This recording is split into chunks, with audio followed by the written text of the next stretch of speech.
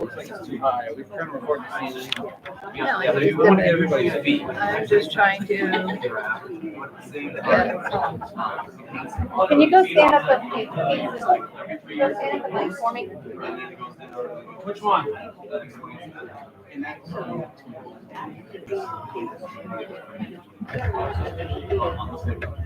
Okay. In a row. You're good. Just don't ask me to spell it. Don't worry. You barely get their face.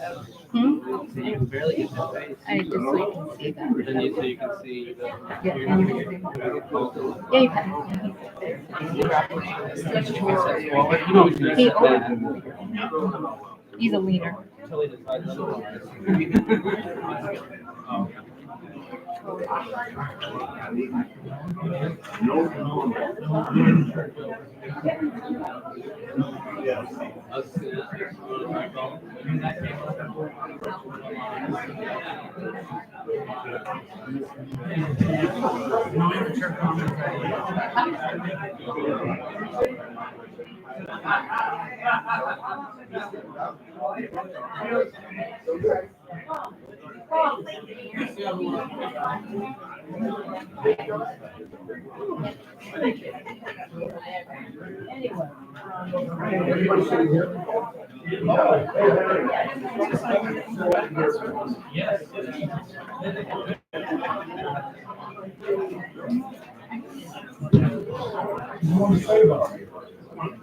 No, I don't think I don't read it.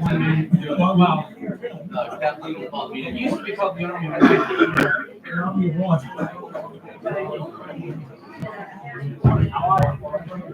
Right, somebody's gonna do it. Yeah, how you doing? Wonderful. You were at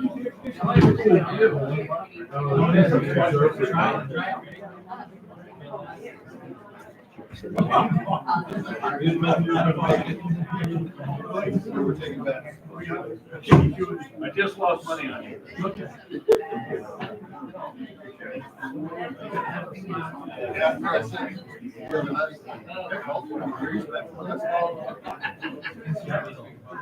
What? I knew it was gonna be it later in the day.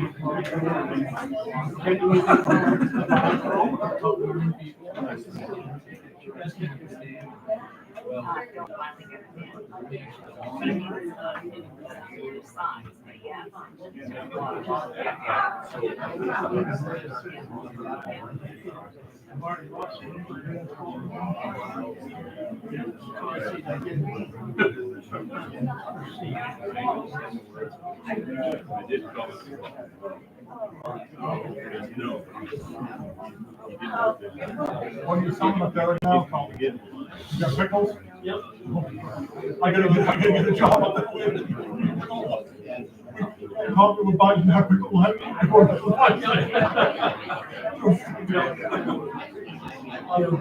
Really good. Oh, by like I said, before we get to the fire station, 126, we can go on.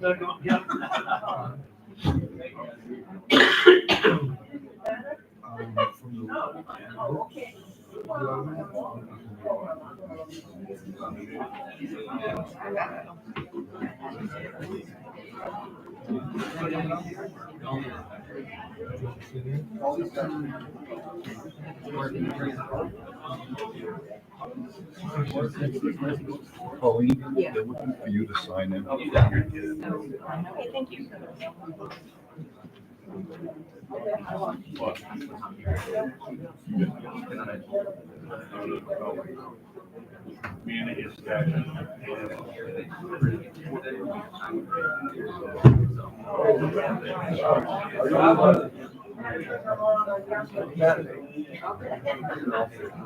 Lois.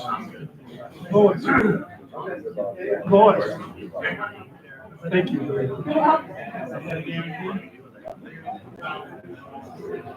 If you can't get that money.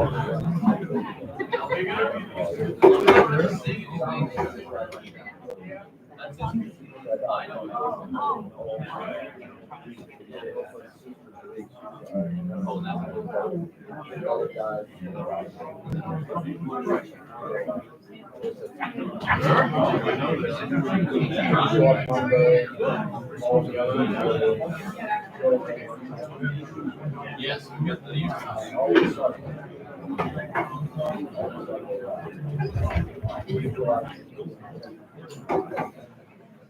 Is that it for chairs?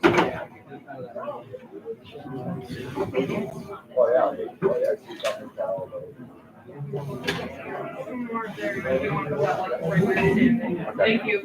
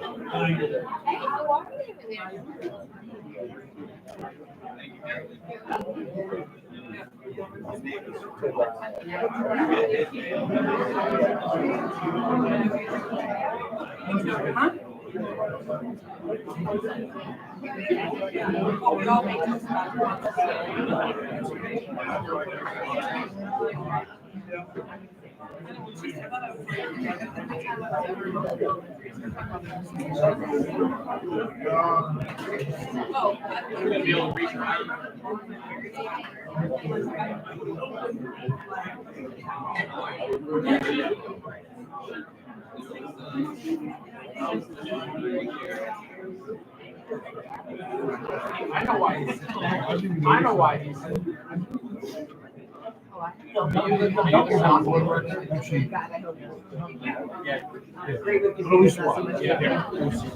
Besides, that's where the AC is.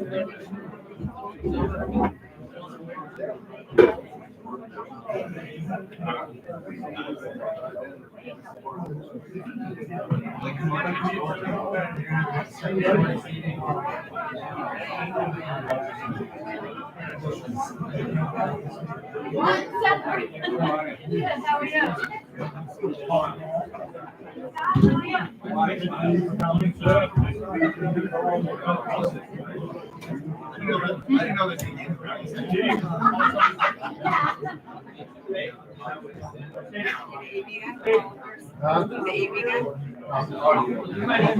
Just.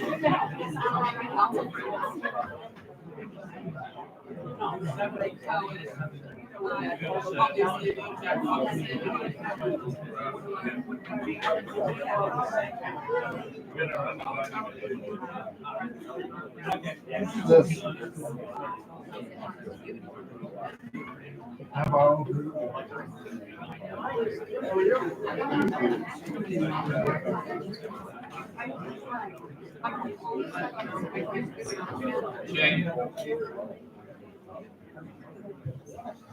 Good morning, I want to call the meeting to order.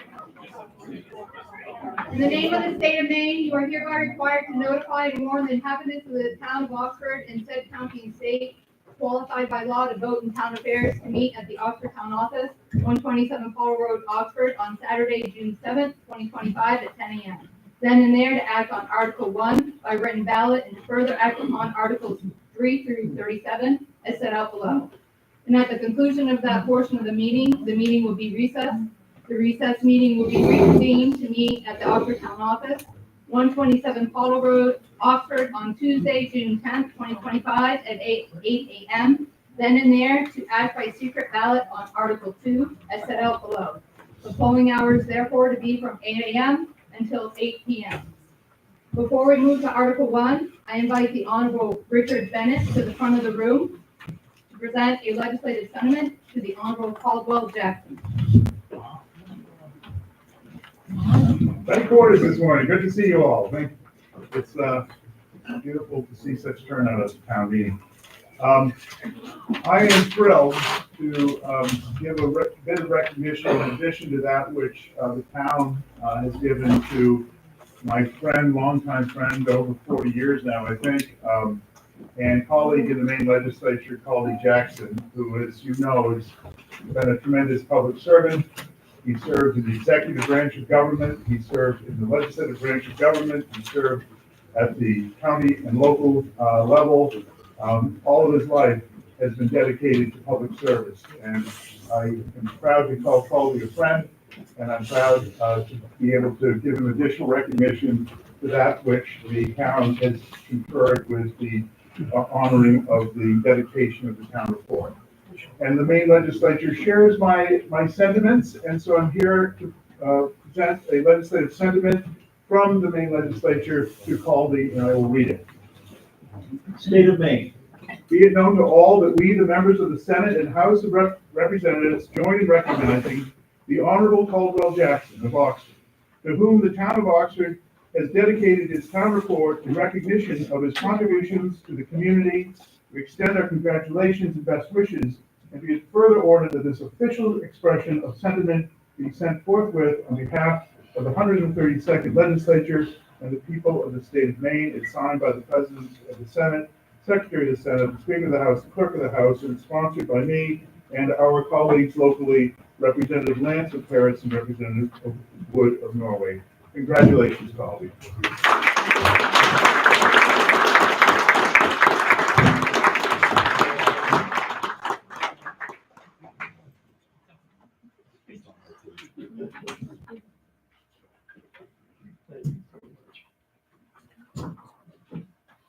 I'd like to just, I wrote a little thing just from the last meeting. I want to thank Adam and all the members of the board. I appreciate this recognition very much. And thank you, Rick, Senator Bennett, and I appreciate the sentiment and his pleasure to serve you in the Maine legislature and state representative of Oxford.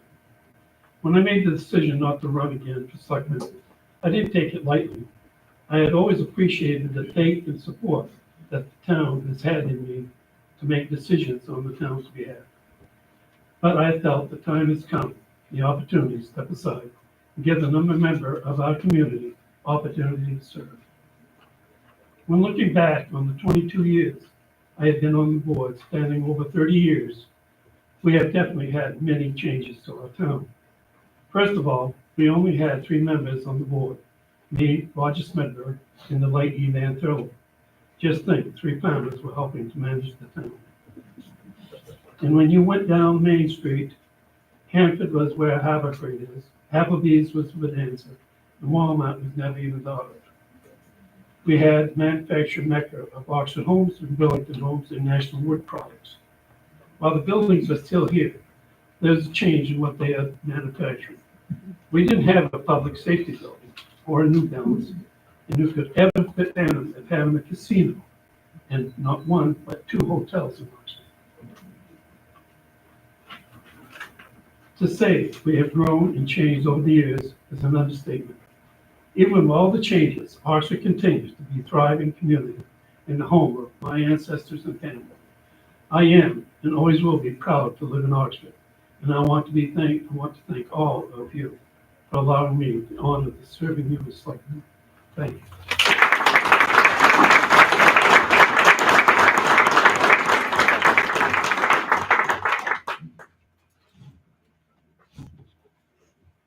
I present Article 1 to choose a moderator to preside at said meeting. Nominations are open. Nominate Henry Jackson. Second. Are there any further nominations?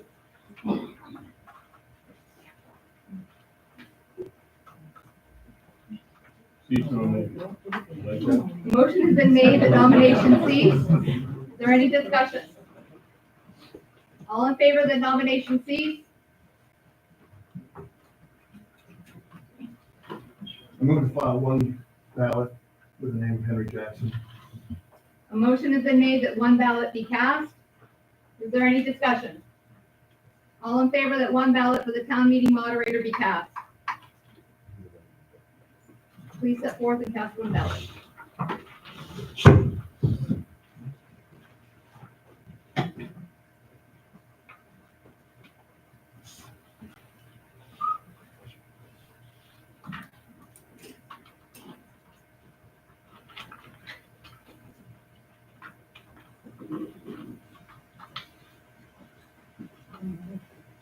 One ballot for Henry Jackson has been cast. Our moderator is Henry Jackson. Do you, Henry Jackson, swear that you will support the Constitution of the United States and of the state of Maine so long as you shall continue a citizen thereof, so help you God? Do you, Henry Jackson, swear that you will faithfully discharge to the best of your abilities the duties incumbent on you as town meeting moderator of the town meeting for the town of Oxford, according to the Constitution and laws of the state of Maine, so help you God?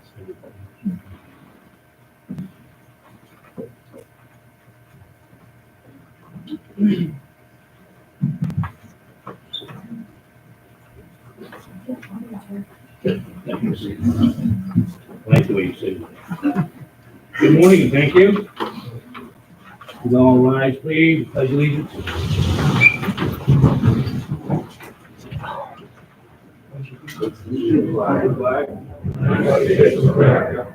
the republic for which it stands, one nation, under God, indivisible, with liberty and justice for all.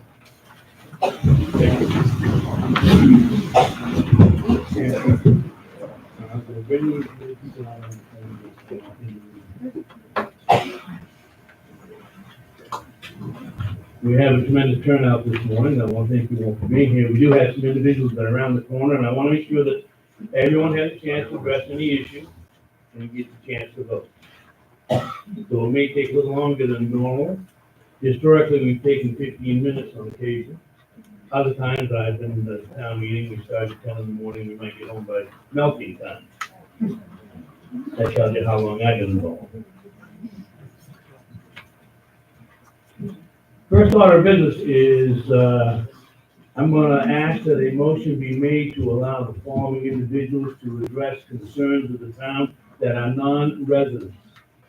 Adam Garland, our town manager, Ashley Wax Armstrong, the chief of fire department, Elizabeth Olson, the finance director, Jim Bennett, the public works foreman, Zenya Javenko, wastewater management, Tyler Laird, recreational director, Kingston Brown, code enforcement officer, and Colleen Halsey, the assessor. Do I have a motion?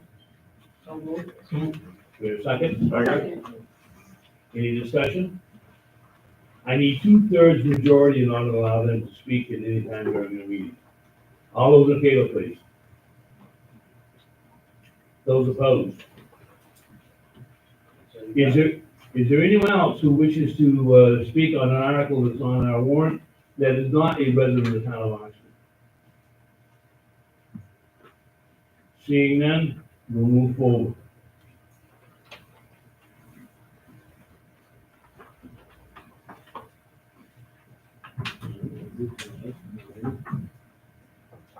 And you can get my warrant. Plain words, yeah, right here, right here. Not my rules of thumb either, you can tell me that. Thank you, sir. I could put my name on it, but you couldn't spell it.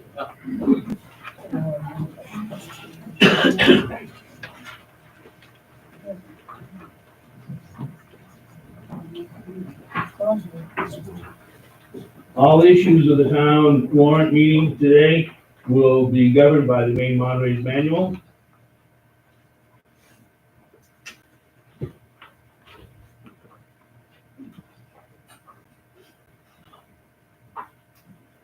Article number 3. To see if the town will vote to appropriate excise tax, tree growth reimbursement, veteran exemption reimbursement, boat excise tax, building permit fees, state road assistance, town agent fees, plumbing permit fees, miscellaneous revenues, and revenue sharing towards the reduction of monies to be raised by taxation and the commitment. So moved. Do we have a second? I have a motion and a second. Any discussion? Seeing none, those in favor? Those opposed?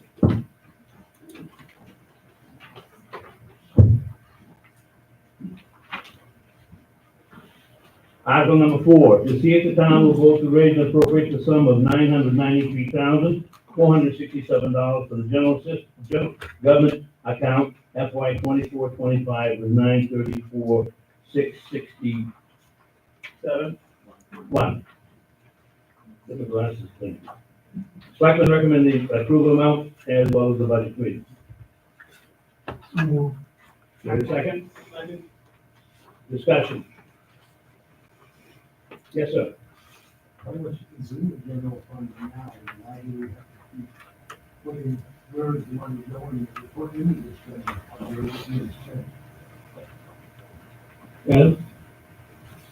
So this particular article speaks to, we label it as general government. In the past, it has been called administration, but basically this article encompasses everything from your town manager to your assessor, to your code enforcement, your finance, and so forth. So this is one department, basically the town office. So that's what this article is. If you're specifically asking about the balance of the checking account, is that the general fund you're also asking about, or? Well, I was just trying to keep the executive set and raising that department or that fund, but there's nothing saying, so you're saying this is just for the town office, basically? So if you've got the handout, you see that there is a budget attached, and it tells you it's for 8 full-time positions, and it goes through, and we also will see what those are. But this is all the town office functions. So. Any further questions? Seeing none, those in favor of the article? Those opposed? To vote. I've been asked for the town clerk to, would you please identify who you are? We are live, going streaming for people who are not here, be able to listen in on the town meeting. Article number 5, to see if the town will vote to raise and appropriate the sum of $1,265,202 for the police department and animal control account FY 24-25 with $1,232,111. Selectmen and the budget committee recommend the approval. Do we have a motion? Do we have a second? Second. Discussion.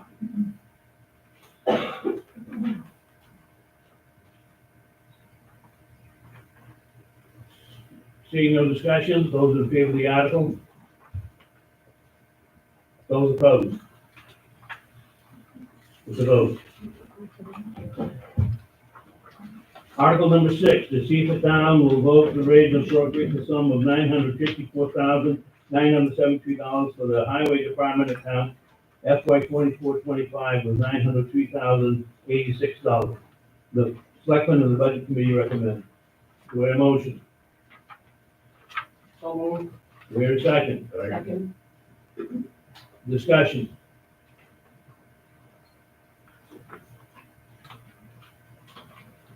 Seeing none, those in favor? Those opposed? To vote.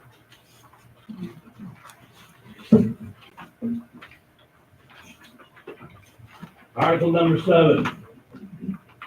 To see if the town will vote to raise and appropriate the sum of $1,262,019 for the fire rescue department account FY 24-25 was $1,071,671. The selectmen recommend $1,119,895. The budget committee recommends $1,262,019. Do we hear a motion? So moved. Do we hear a second? Second. Discussion. Gary Smith. Yes. Could we have somebody on the select board or explain why one recommended one amount and the budget committee recommended a second? Ooh, yeah, what would you say?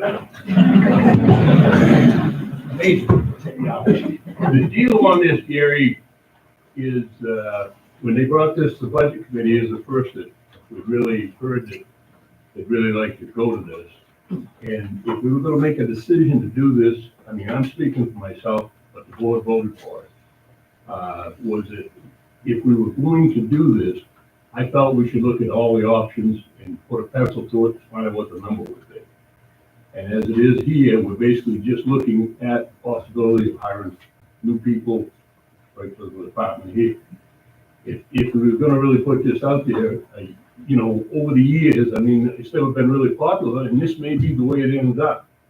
But, you know, there is possibilities of combining with the town, looking at pace. The select board felt that before we brought it to the taxpayers, that we look at all the options, not just one.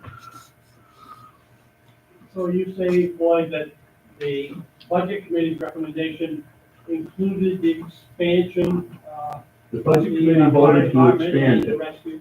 and the select board voted not to recommend it. Thank you. Yes, ma'am, Jim? Peggy Dorf, I'd like to hear from Chief Wax, please. Actually? Dillingham had some comment. You grab Colby's, mic answer. Call it, please. Yes, sir. You don't have to crouch, you can just. So we were going to this, because we were having staffing issues chronically. I myself have worked 20 overnights and 54 day shifts because we're struggling to fill our per diem shifts. This increase you see is simply for full-time benefits. They're not 8 new full-time people. That isn't currently changing our staffing matrix. What we have right now is 4 people on during the day, 2 people at night. That won't change. The difference is we will hire people. There will be an open process, as it has to be. And they, the people who are chosen to be hired will meet a minimum qualification, which is higher than some of our folks currently on duty. It will allow us to be more professional. It will allow us to serve you as taxpayers and residents better because they will have a minimum qualification that some of our members currently don't have. And it will allow me to be the 5th person on duty as I was hired to be day to day, and again, serve you better. A lot of people think we just respond to 911 calls. We're doing a lot more than that these days. We do a lot with Oxford Elementary School. We do a lot with the rec department in the summer. We help highway out when they need it. We're just not responding to 911 calls. We do 1,162 calls in 2024. Of those, 820 were medical calls, 342 were fire-related calls, and 44 of those were true structure fires. This is something the town has been presented from in the past with both multiple chiefs. It has been historically brought up. It's just never made it to budget committee and select board. Myself and the manager and the finance director did put pen to paper quite a bit. A lot of people have been curious, why is there 8? Why is the number not less? We did look at an option for 4 potential full-timers, and the difference between 4 and 8, it's kind of that tipping point, was only just over $10,000. So at that point, if you can get 4, where and what career can you get 4 people for $10,000? So at this point, it's my wish that we go with 8. Obviously, we want to serve you the best. Everyone talks about, yeah, I've heard numbers, it's between $40 and $50 a year. Honestly, I'm not 100% sure what that number is. But when you need 911, you need 911. When you're there because a family member is sick, you want us there with the best and highest license level we can provide you, and that's what I'm asking for today. Thank you, Ashley. Yes, Connie. Connie, thank you for your service. And I was shocked when I heard just how much extra you have been doing at no extra compensation. But thank you. Yes, ma'am. I do have one question, Ashley. I'm Name, sorry. please. Rebecca? Thank you. I have one question, Ashley. What is the response time in general for us? Yeah, so Versus if we were to have to go elsewhere? So our average response time out the door from time of the call to en route for a medical call is 57 seconds. To a fire call, it's 3 minutes and 30 seconds. Thank you. Anybody else? Yes, Gary. Gary Smith again. Actually, some of the statistics that you read, do they include mutual aid? Yes, So if you get called. yes, correct. How Last year, many towns do we have mutual aid with? so we have mutual aid agreements, which is standard across the country in our area. We have mutual aid agreements with all surrounding towns and further. So we can go to Poland, Oxford, Mechanic Falls, Paris, Norway. We can go as far as Auburn, Casco, Harrison, Waterford. It just depends on the call. Yes, Sean? Out of those calls that you went to, how many of them go to the Oxford Casino? I don't have that number off the top of my head. It's a lot. It is, It's a lot. it is, I would guess, again, I don't have the number in front of me, but I would guess between 200 and 300. Thank you. Yes, sir. Hi, my name's Tom. not a question, more just a feeling that I have. Makes me sleep better at night. It's a better insurance policy for $40 a year to know that if my wife or myself, I moved here 3 years ago, loved the community. It's nice to know that if I call 911, I'm gonna have somebody at my house quickly. You know, I have to wait for police to respond from Norway, or if they don't have any vehicles, somebody else from another town, for $40 a year. If I can go it up, not that much trash. So I think it's well worth it. I'm gonna ask you to not only your first name, but your last name, as well, please, thank you. Sir? Robert Conrad out of Oxford. Ashley, in regards to potentially hiring more people, you said you were gonna need more qualifications. Is that firefighter 1, firefighter 2 certified along with EMT and medic Yeah, certification? it's fire 1 and 2, which is pretty standard for all full-time departments, and EMT basic. Obviously, preference would go to higher EMS license because that serves you better. As of being in the field of 15 years of that, I work construction. Has the town ever, I'm not sure if Oxford does it, but I know certain towns that we build in. Have you guys ever had fire suppression home sprinkler systems in the house to be able to bring down the fire related, to be able to, keep it under control until you guys arrive? We do not have any of those codes currently. Have you guys ever thought about putting that? The state's unwilling to do that at this time from a code perspective. Any other questions? Yes, ma'am.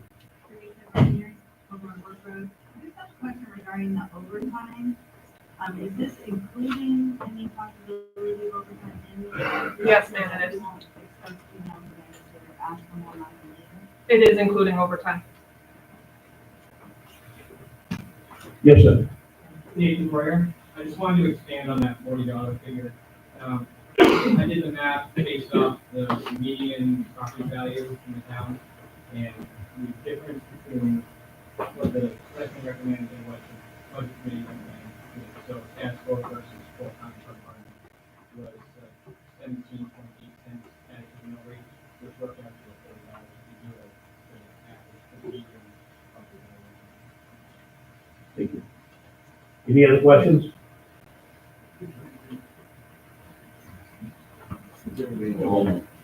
Yes, sir. Ashley, could you just give us an idea of how many of those calls between the EMS and the fire department approximately were mutual aid and outside of the town of Oxford that we responded to? Because those roughly 1,300, those weren't all just Oxford. Correct. So about 82 of those last in the year 2024, about 82 of them were mutual aid. We were given and we received mutual aid between 20 and 24 times. I can't remember the exact figure, but it's in the 20s. Okay, so out of roughly 1,200. 1,162 calls. So at 1,162, only about 20 of those calls were us going to mutual aid. The 82 was us going to mutual aid. And we do cover PACE, Poland as well when that's fire and EMS. That's not split up. That's all of our mutual aid, whether it be fire or EMS. Any other questions? Yes, sir. So you're saying you want to get these extra people on, but they're gonna be fire people, it could be fire people and not EMS? Or you're gonna make sure that they're EMS, and this is the way I see it, because we have a lot more EMS calls than we do fire. Correct. We do have a lot more EMS calls than we do fire. It's about 70% every year. We're right around the 70% mark.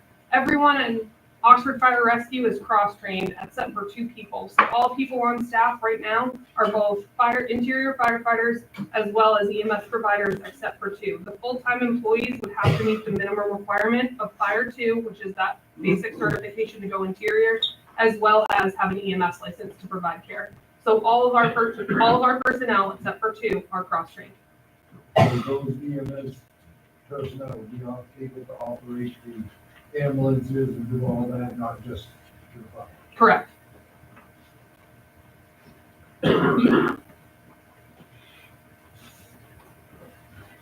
Any other questions? Yes. I just also thought it was important to know. Name, please. Sean Porter. Thank you. So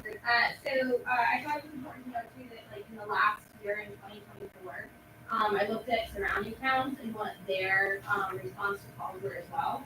And so Norway had 375 calls, South Paris had 503, Mechanic Falls had around 350. Poland Fire and Rescue had 1,233. They are the only ones that are full-time staff. So as it is, Oxford has 1,162 calls of non-full staff. So I just thought that was important information. Thank you. Any other questions? Yes, ma'am. Just a comment or, Rebecca Lehman, just a comment or a question for the select board.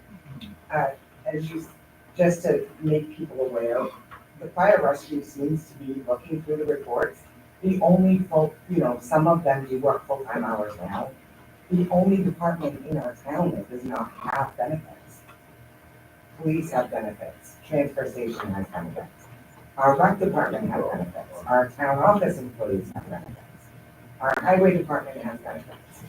They are the only town department that does not have benefits. I wanted to put that out there. Any other questions? Are we ready for the vote? I'm gonna ask for a secret ballot. Yeah. The motion, right now calls for 1.2.62. Can I make a motion to amend that to the, selectmen's recommendation?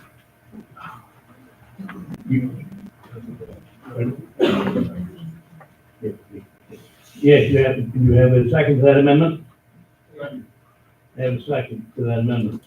The amended motion is, or the amendment is to raise the $1,119,895. Yes, Did we already have a motion on the floor? yes, this is an amendment to the motion. Yes. No, we can amend the motion. We can amend it down, we can amend it up. Yes. How do we vote for the other? If you do not want the amendment, you vote the amendment down, it goes back to the original motion, which is the $1,262,019. Thank you, just clarification. Can you repeat that again for the back? Excuse me, repeat please. Sorry, Henry. Tricia Larrabee, can you repeat that, what you just said about if you don't want? The amendment to the motion is for $1,119,895. If you do not want that, and you want the original motion to remain as $1,262,019, you vote down the amendment. Then we go back to the original motion. Okay, we ready for the vote? Great. So, can I just clarify, because if you're for the full-time Oxford Fire Rescue, you're voting it down the amendment, correct? Yeah. That is So correct. everyone's, okay. Excuse me. At each other. Yes. Everyone's. It'll be done by secret ballot. I'm gonna allow the clerk to determine as to how this is going to work with everyone moving through the room. Henry, for the amendment, do we need a secret ballot? Yes. The original article is for a secret ballot. And I'm requesting a secret ballot on the amendment. Why? Yeah.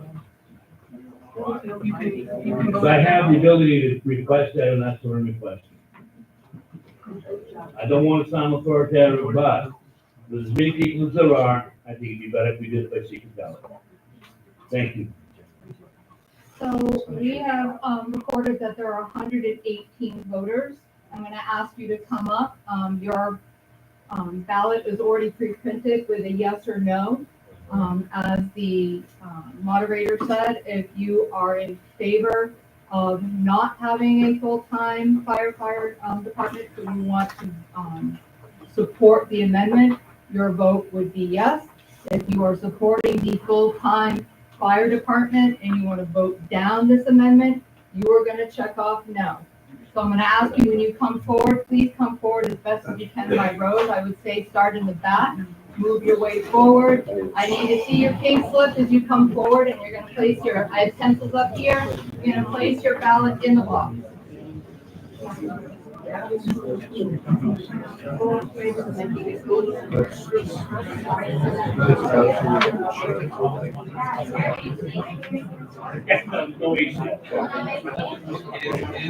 Please remember to bring your pink slip with you, I need to see it. Make an exception.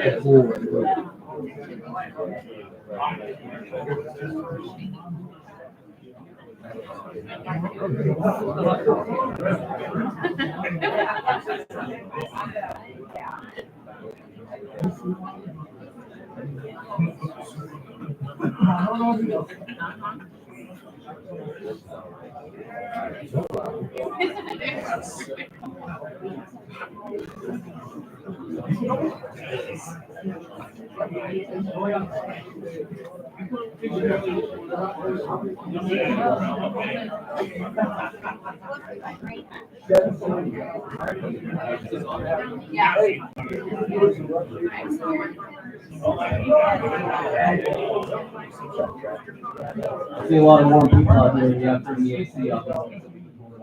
Sorry for the heat.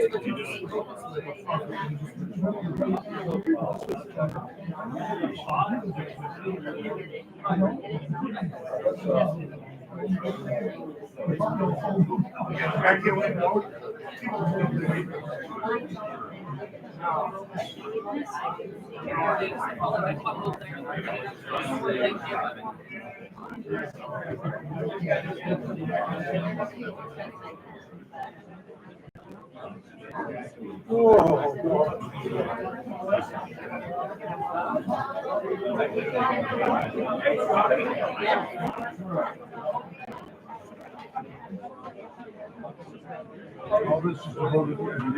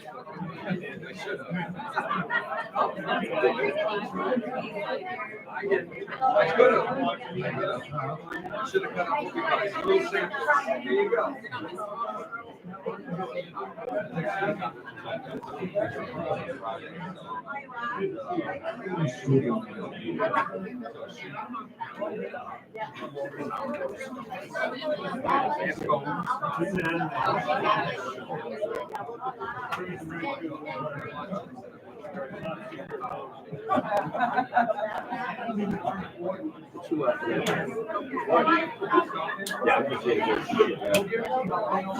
I'm sure. Something that I don't like.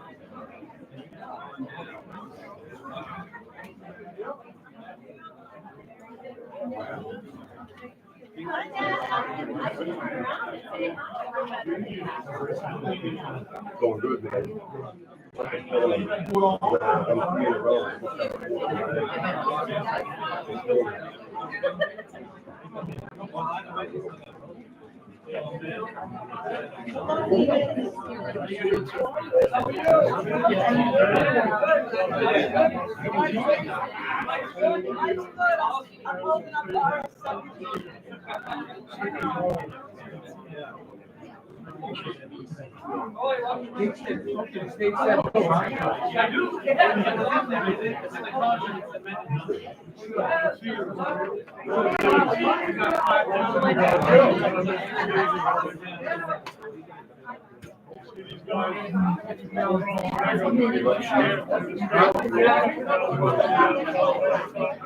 So the more they change, they keep talking about it. I was like, what am I looking for?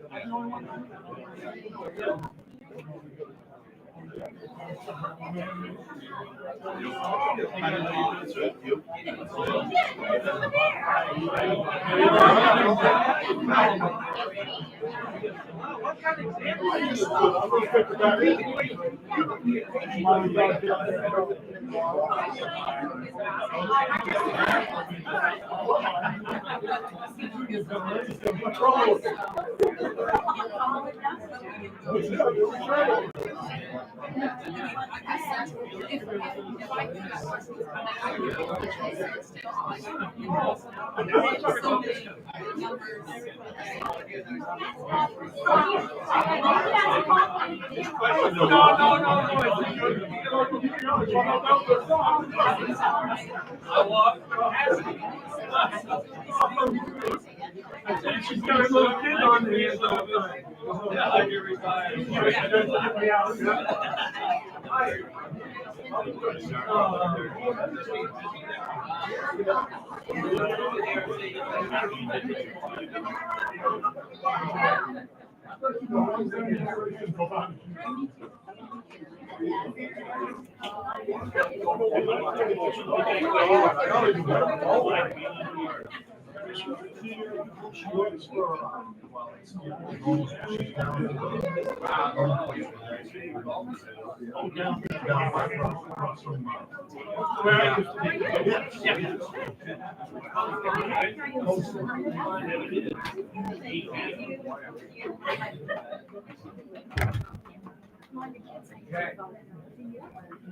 And then Bonnie's father take it down now.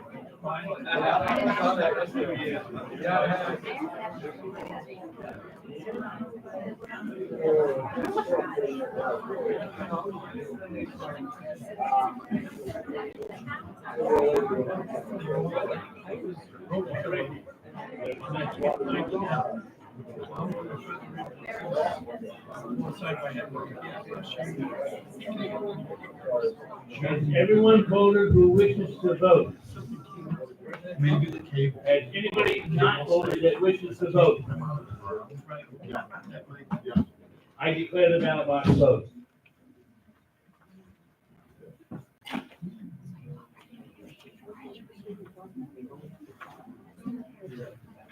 It appears that we have 121 individuals who are present today for the town meeting. That's one of the largest we've I've seen in many, many, many years.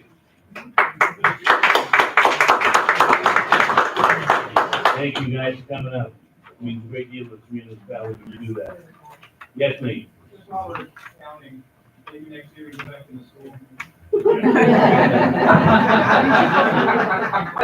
Which school do you want, the high school? They've got it all set up for graduation, you know.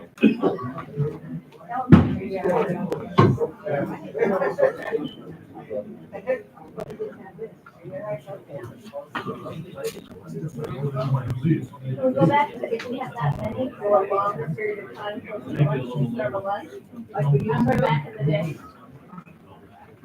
I think I can probably remember what their views on it, so let's not go. Let's see, there was food on one side, coffee donuts, and desserts on the other. Right. They're selling stuff out Roger there. told her, and sometimes some of the catering, sometimes it doesn't. Hey, right about now, it sucks. Those look like. Oh, I've done in the, well, I put in these, finding a farm. And it came in the rain and cold weather and everything else, that's seed rotted. That's cold, yeah, that's cold. So my beans, sometimes they have, peas came up with. My corn, my second plant is coming up now. I'm just trying to finish out my potatoes. I haven't got my squash. Cucumbers. It's so wet. Yeah. I won't have it. Unless it gets hot. That's about ready to flower out. But those are girls.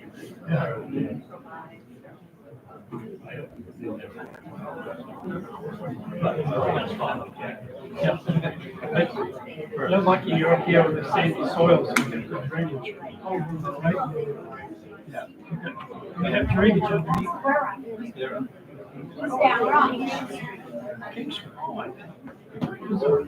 Where you at? I live on this side of the river.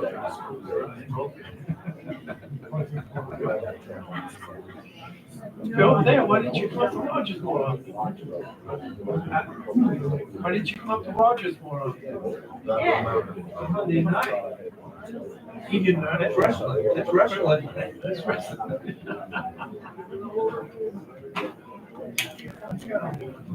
I did. Somebody told you couldn't hit it. Hanging around Floyd, that's. I know it is.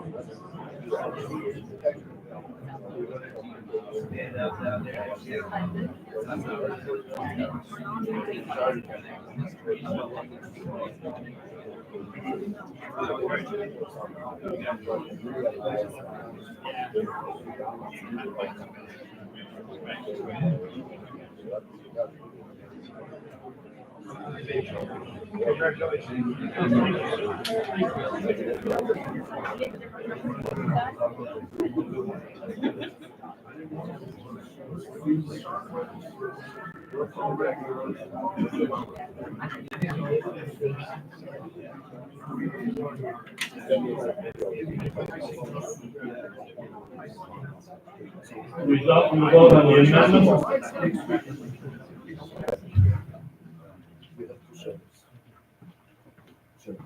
70 voting no for the amendment, 48 voting yes. The amendment is defeated. We go back to the original motion. Original motion is to raise the sum of $1,262,019 for the ensuing year for the fire and rescue department. You wish to have a secret ballot, or you wish to have a show of hands? Show of hands? Pardon? Have to wait.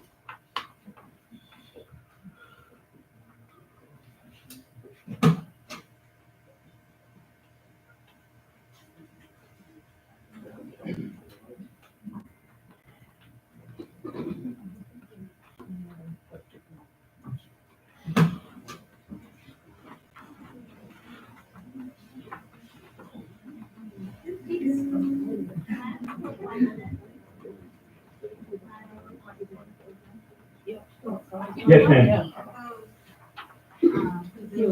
What are the EMS levels that you're getting out of those 8 people? What are the EMS levels? So, Are they all paramedics? Are they all basics? Are they all? so without posting it, I couldn't tell you, but the minimum requirement will be a basic EMT. Sorry. For those of you who don't know, there's 3 levels of EMS providers. There's a paramedic, advanced EMT, and a basic EMT. Depending on that level, depends on the skills they're allowed to practice without putting it out to, as an open application process. We could get 4 paramedics, 4 basics. We could get 8 advanced EMTs. It's impossible for me to give you that without having, put it out and seeing what applications we receive. So if you get like, say, 10 paramedics, you're gonna hire all paramedics?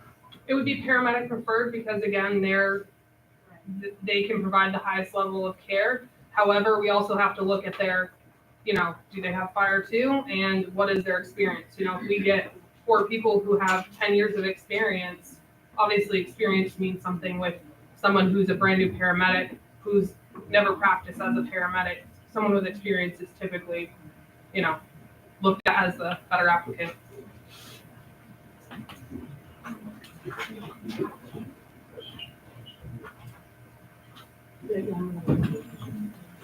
Ready for the question? Those in favor of the article of $1,262,019? Those in favor? Please hold up your pinks until we're done.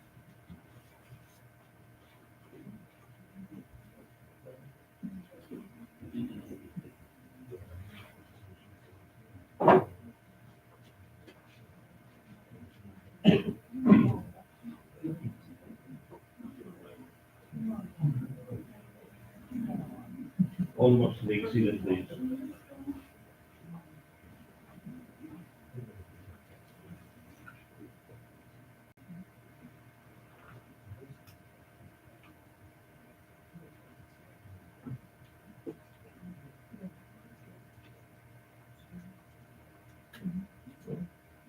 Those opposed? Wait a minute, we're gonna do another count, so make sure everyone's up, please. Keep your hands up, please.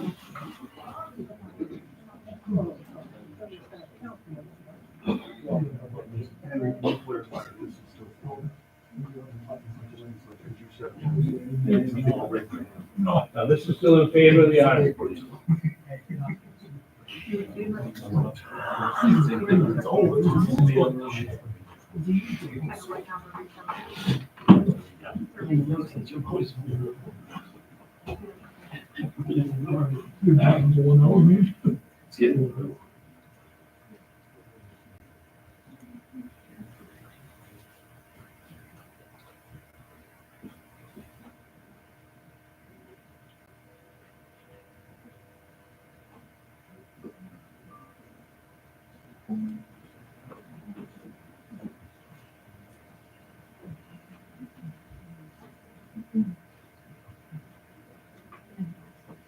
Those opposed? Hold them up.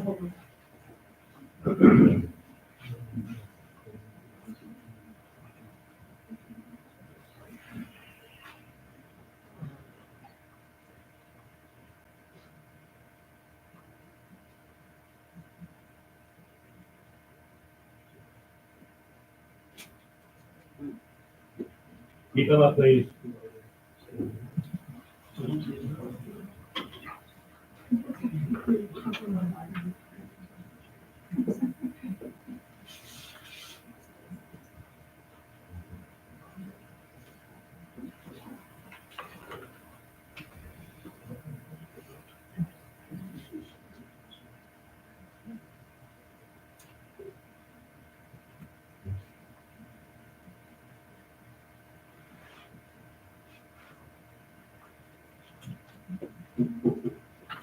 Article carries 70 in favor and 35 opposed.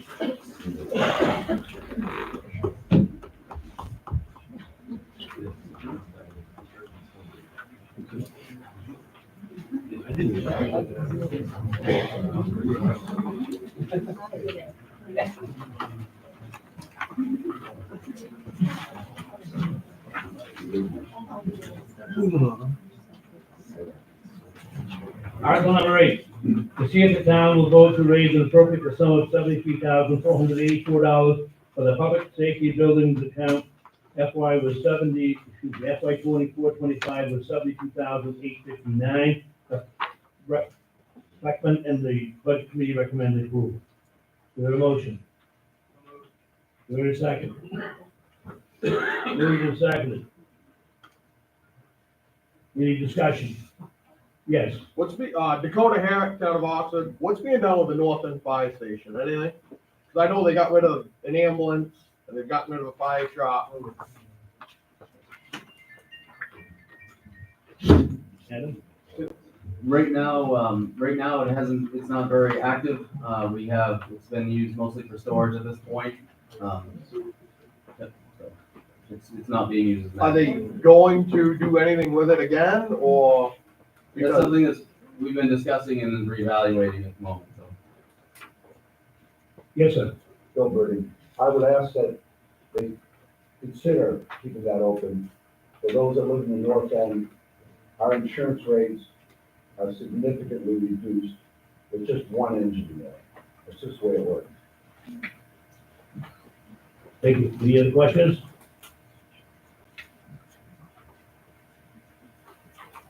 Seeing none, those in favor of the article? Those opposed? Vote. Article number 9, to see if the town will vote to raise and appropriate the sum of $184,879 for the recreation account. FY 24-25 was $155,086. Budget committee and the board of selectmen recommend approval. Do I hear a motion? So moved. Do I hear a second? Any discussion? Yes. John Morse, does this get the rec department everything that they need for this sum here? Is there anything else that she asked for that she didn't get? Probably more money. Of course, everybody wants more money, of course. It's simply, the biggest increase that was asked for this year was asking to have a part-time employee for 20 hours a week. And as you can see, both the selectmen and the budget committee approved of that recommendation. Now, is it correct that last year the budget was cut by $10,000 as well? know, it's not being cut this year, but is that accurate? Does somebody know? No. Okay, I'm just asking. Yeah. So this gets Taylor help? 20 hours a week is what's budgeted. Yes. Tricia Larrabee. So I noticed that the town did a really great job breaking down all the amounts of revenues that came in, but I don't see a line item for the rec department, with all the fundraising things that they do, the donations that they do receive. And, so I was just curious, again, what that was on, why the town didn't break down what the rec department actually goes in the town, where that money is budgeted, like where does it go? Where the revenue? So what we've been doing is that with, like, for instance, with the summer rec program and the sports, those are supposed to be self-sustaining, self-sustaining programs and so forth. So we've been running those out of a recreation reserve account, so that's where our fundraising goes. During this budget process, there was, when we did the math, the projected rates for the fees for people to participate, everything worked out to be about $11,000 more than we were expecting for revenues on that. So the selectmen voted to move $11,000 from the fund reserve account into the rec account in order to cover that difference. So because those things don't need to be voted on at town meeting, that's why you don't see it in this package. Just to add on that, is it true that the town also took money from the undesignated fund to help with the rec department last year in 2024? Again, it just seems like if they're bringing in revenue to the town and we're asking to increase by almost $30,000, shouldn't that be forced to the tax people of what the town is actually providing to the rec center, as well as offsetting that? I certainly don't mean to speak for the selectmen, and they can feel free to chime in anytime if they want, but I believe there was a lot of discussion at the selectmen meeting about whether to raise the rates or not. And I believe the board wants this program to be successful, as I'm sure all of you as well do, too. So the thought is that for a few years, supplementing the program to get it so that it can be sustained. And then I think you're gonna see that this year, we're gonna have another discussion on, do we do something with the rates? Do we reduce what's offered? To see where we need to be. I mean, this is the third year of the program, and it grows every year. So, I think it's. Say how much the town gave in 2024 for the rec program? How much money came out of the undesignated fund?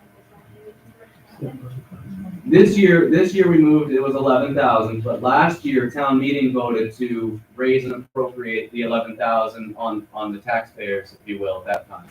So last year, you folks did it. This year, the selectmen had taken it from a reserve account, moved it over. So it's been 11 and 11, it's been the difference. Yes. Connie? Oh, okay. So $11,000, that's basically for the summer rec program, that's where that expense was incurred? Yes. Okay. How many are, how many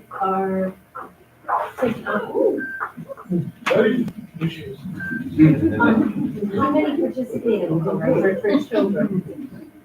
Is that something you have, Kayla, the number of participants last year? Yep, so we had 130 kiddos, and out of that, 82 of them were residents, and the rest were non. Okay. So, did we collect fees enough to cover adequately? It sounds like we're not collecting enough. Well, and that's what I was trying to, if I didn't articulate well, I'm sorry, is that we've been trying to keep the fees as minimal as possible to get everything started for these first few years. There was some discussion about raising the fees to cover that gap, but the decision was made with, the selectmen, they made the decision to keep the fees where they are to continue to grow. So it is being supplemented at this time. I just, I guess my concern is that it's costing us, the taxpayer money. I know that the rec program is a very important program, but it's really costing us money. And we're providing services to people who are not residents of the town, and I have a concern about that. these kids need a place to play. Yes.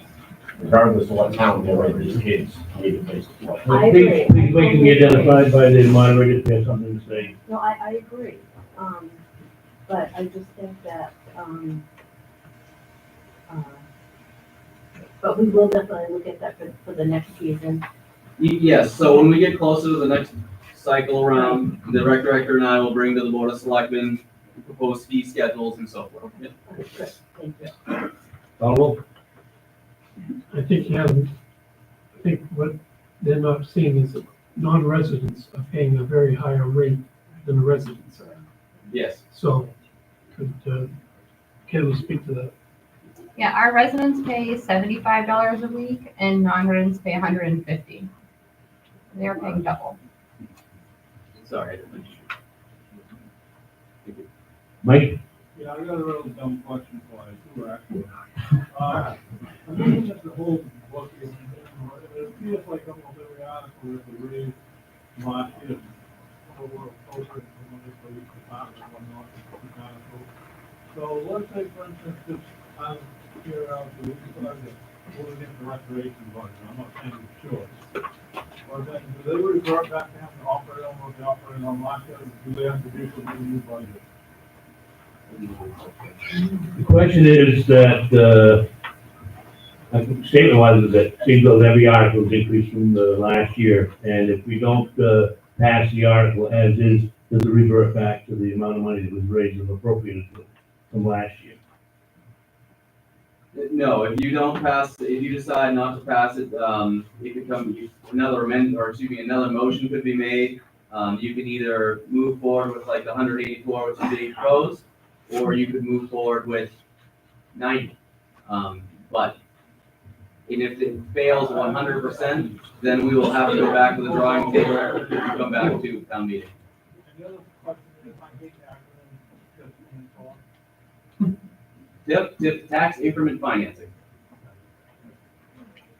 Any other questions or comments? Yes, up back. I apologize, I'm an engineer, so I can't help myself. It is more math. And I was looking at each department's merit and cost of living raise, and the average across all departments was 5.86%.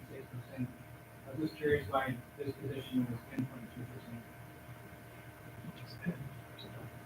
Well, it's, one of those is the adding of that 20 hours a week, which was only, that position specifically was, I believe it was just a few months in the summer. It was very minimal hours during the summer. So going to 20 hours for 52 weeks, that's where that bump came. That shows up in a different line item in the budget. So that one's the increase of $12,820. The 10.2% raise is $5,137. Oh, you're talking about the, I see what you're saying, sir, yes. So that is the rec director's, the only person that's in that regular salary line is the rec director. In order to remain competitive market-wise, there had to be a salary adjustment. I mean, frankly, I feel like we've got a pretty decent rec director at this time, and they're offering a lot of money in towns around us to, have our people go. So we have to remain competitive if we want to keep our people. Yeah, and my other question related to that is it like the school where contracts are already signed before the project, and if you make an amendment to the budget, you have to use last year, or the contract's not on that whole thing? So everything in this budget is proposed. Any raises that are going to be, like for instance, for the, for most of the town employees, what we have is it's a 3% is the COLA this year. That's budgeted in this budget. However, those raises would not take effect until July 1. And so if, for instance, if 3% was cut out of the budget, if the raises are still going to have, yes, it would have to come from somewhere else within the budget, or the raises would have to be reduced. So you still have the option to use raises. Because nothing is finalized till July 1, depending on the result of this room. Any other questions? Yes. I'm just wondering what, I'm just wondering what this part-time person is going to do. What's their job? What are they gonna be doing next? Is that something you care to speak to, Kayla, briefly? So right now it's just myself. Our numbers have been going up drastically between teams, between rentals, and quite frankly, I just can't do it alone. This softball, baseball season alone, we have about 8 teams. I'm responsible for getting the fields ready, for making sure that teams have uniforms, paying umpires, running the snack shack. During the winter, we're trying to run a lot of programs. We're also doing field trips for adults, for families. And with a second person, it'd be another set of hands, as well as we'd really like to develop a team camp or a team group. Those kids that are like in the 13 older group, they're very much left behind. And these kids, like you have said, they need somewhere to go. They need something to do. Let's keep them out of trouble. This individual will definitely be an extra set of hands, but they will also be in charge of adding in programs and events and overseeing them as well. Any other questions? Yes, Sean? I have a comment. I just want to thank Kayla for all of her dedication. The town is growing, and there are a lot of new families coming to the area, and this is an important program, and it helps make Oxford be an inviting place to come to live and settle. Second, third, fourth, and fifth, Yeah. 6, 7, and 8, thank you. Yes, we can. Trish Larrabee again. When the rec department and I was started, there was a rec committee. Lois Beckton was on that committee, there were plenty of other people on the volunteer their time to support that committee. I'd like to know why it was dissolved, after Taylor was, hired. And I second what they said, she's doing a great job. Really appreciate her efforts in bringing such a great program to the kids, and I think that's wonderful. But I'd like to know what happened to the committee where she had volunteers, but she didn't cost the taxpayers any money. There were people willing to sit on that committee to support her. So, I want to say this politely. It's, you, Tricia, are one of the people that loves to volunteer and is very thankful that you do. It is very, very difficult to find volunteers. That's one of the biggest problems. And for the consistency, having a part-time employee allows for consistency and accountability. I think if there are folks that want to get involved and volunteer, they can reach out to Kayla, the rec director, and by all means, volunteers would be welcome.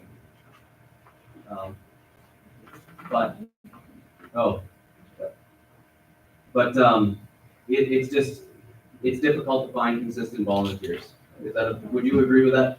I agree, and even when we had committee meetings, there was typically only 2 people, and then myself. Right now, I rely heavily on my friends and family to come volunteer. And without them, I have probably 1 or 2 other people that commit, and that's about it. Other comments? Yes. Rebecca Lehman, just to comment, and Adam, thank you for saying that. I agree, the days of volunteering, unfortunately, have kind of passed by. Whether it's because people's lives just don't allow them to be able to do that anymore. You know, I just wanted to put that comment out. It's unfortunate, but it's true. Honey? Kayla, do you have help cleaning the rec center? It's just me. Okay, because back in the day when I was there, we had maintenance that would come in once a week, clean the bathrooms, wash the floor. Is that something that can be considered to give her some help? Well, I'd like to think this 20-hour-a-week person is going to be aiding in those things too. Okay, Yeah. okay. Yeah. Back, sir? Yeah, Dennis, you Motion to end discussion, do I hear a second? All those in favor of end discussion? All those in favor of the motion? Those opposed?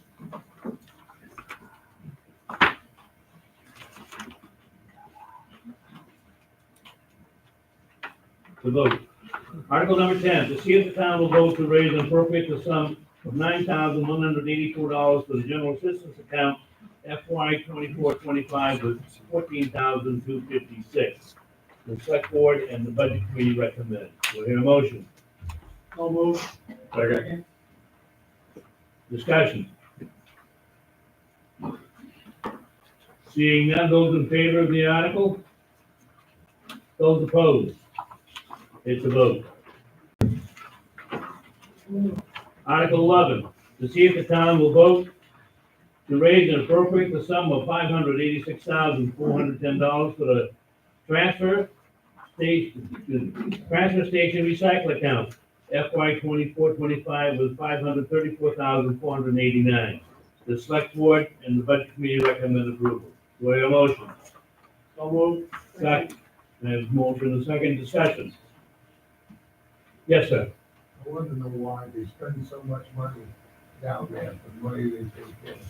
I mean, they spend $40,000 for a bathroom, $150,000 for a brand new front end load. When they could repair their old one for maybe 15 to 20. So the expenditures that are being spent is out of control down there. What are they gonna do to slow it down? Who's gonna handle that one, Adam? So. Thank you. All right, so the expenditures that Mr. Penfold, you were the one that spoke, right? Yeah. So the expenditures that have come out of there recently, some of those, speaking about the bathroom facility, the recycling building didn't have a bathroom facility for the staff member that worked down there. So that was a more, I mean, I'll admit, a creature comfort so that there was a bathroom down there. I think it's both for the bathroom facility and also having access to be able to wash up and so forth. When it comes to the front end loader, there was a lot of discussion that the Board of Selectmen had on this item. The old loader did come from the highway department.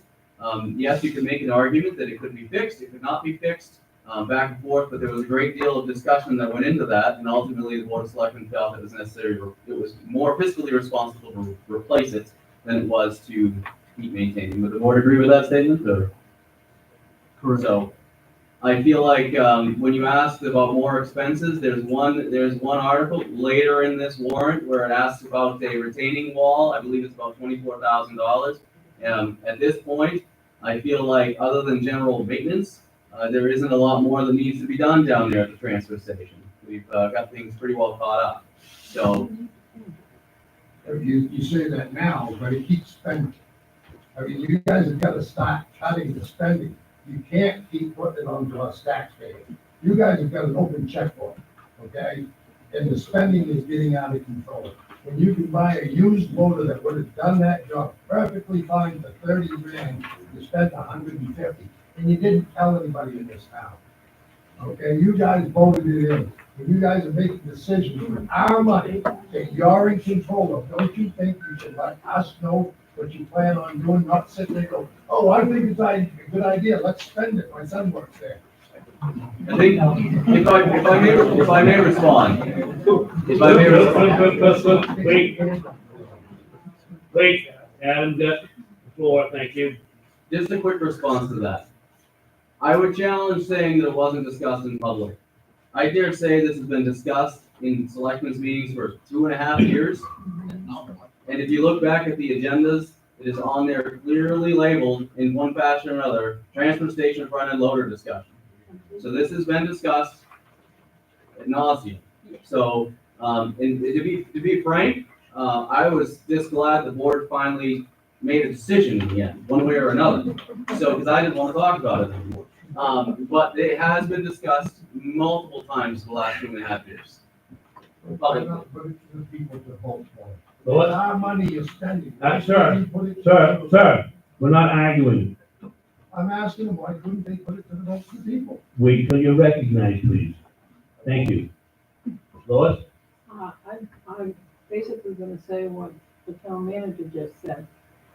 Those meetings on Thursdays nights are where all of you should come, and you can make all the statements that you've made here, and it would affect your board, because they're hearing from you. But if they don't hear from you, because you don't show up, it's a little late when we get to this point.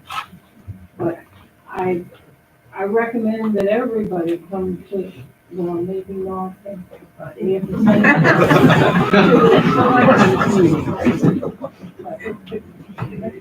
It is, that information is available, and they did meet that came up every time. Gentleman up back, I believe it's Phil. Can I amend this article to read, the town will vote to raise and appropriate the sum of $534,489. That's the previous year's budget, I believe that's the previous year.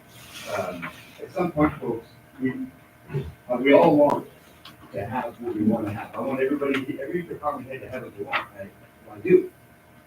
But that costs money, and our tax is gonna keep going, so that's what we have to give and take. So if we're gonna give a little, we're gonna have to take a little somewhere. So we have to stop thinking about that, and so that's my motion to do that, to amend that. I have a motion to amend the article to the amount that was approved and appropriated for 24-25. Do I hear a second? Second. Discussion. Sharon. Over here. Karen? So I'm going to stand up and I'm going to advocate against that motion from passing, just like I would for every other department in this town. If that budget goes back to what it was current year, there will be no raises for anyone at the transfer station. And for full disclosure, my son is the person who works there.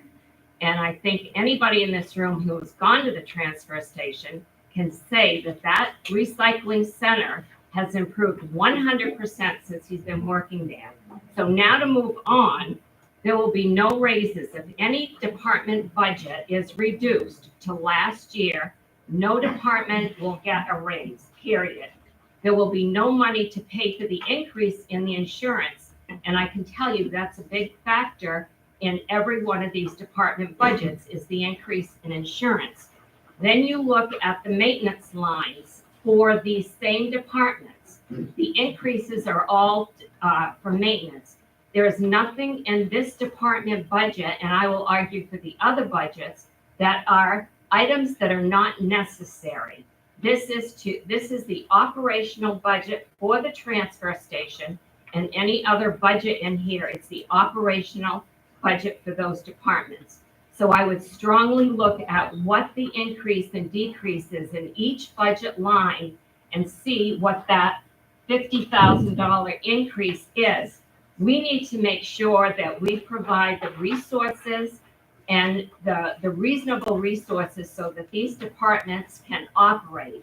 And if you take away their raises, their increases to the insurance, they have nothing.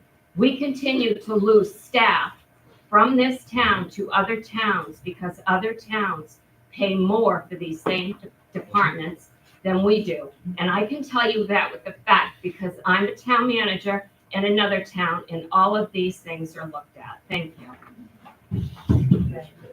Sean? What are the transfer station employees currently paid and how much of a raise are they getting? I'm not opposed to getting raises, I just want to know.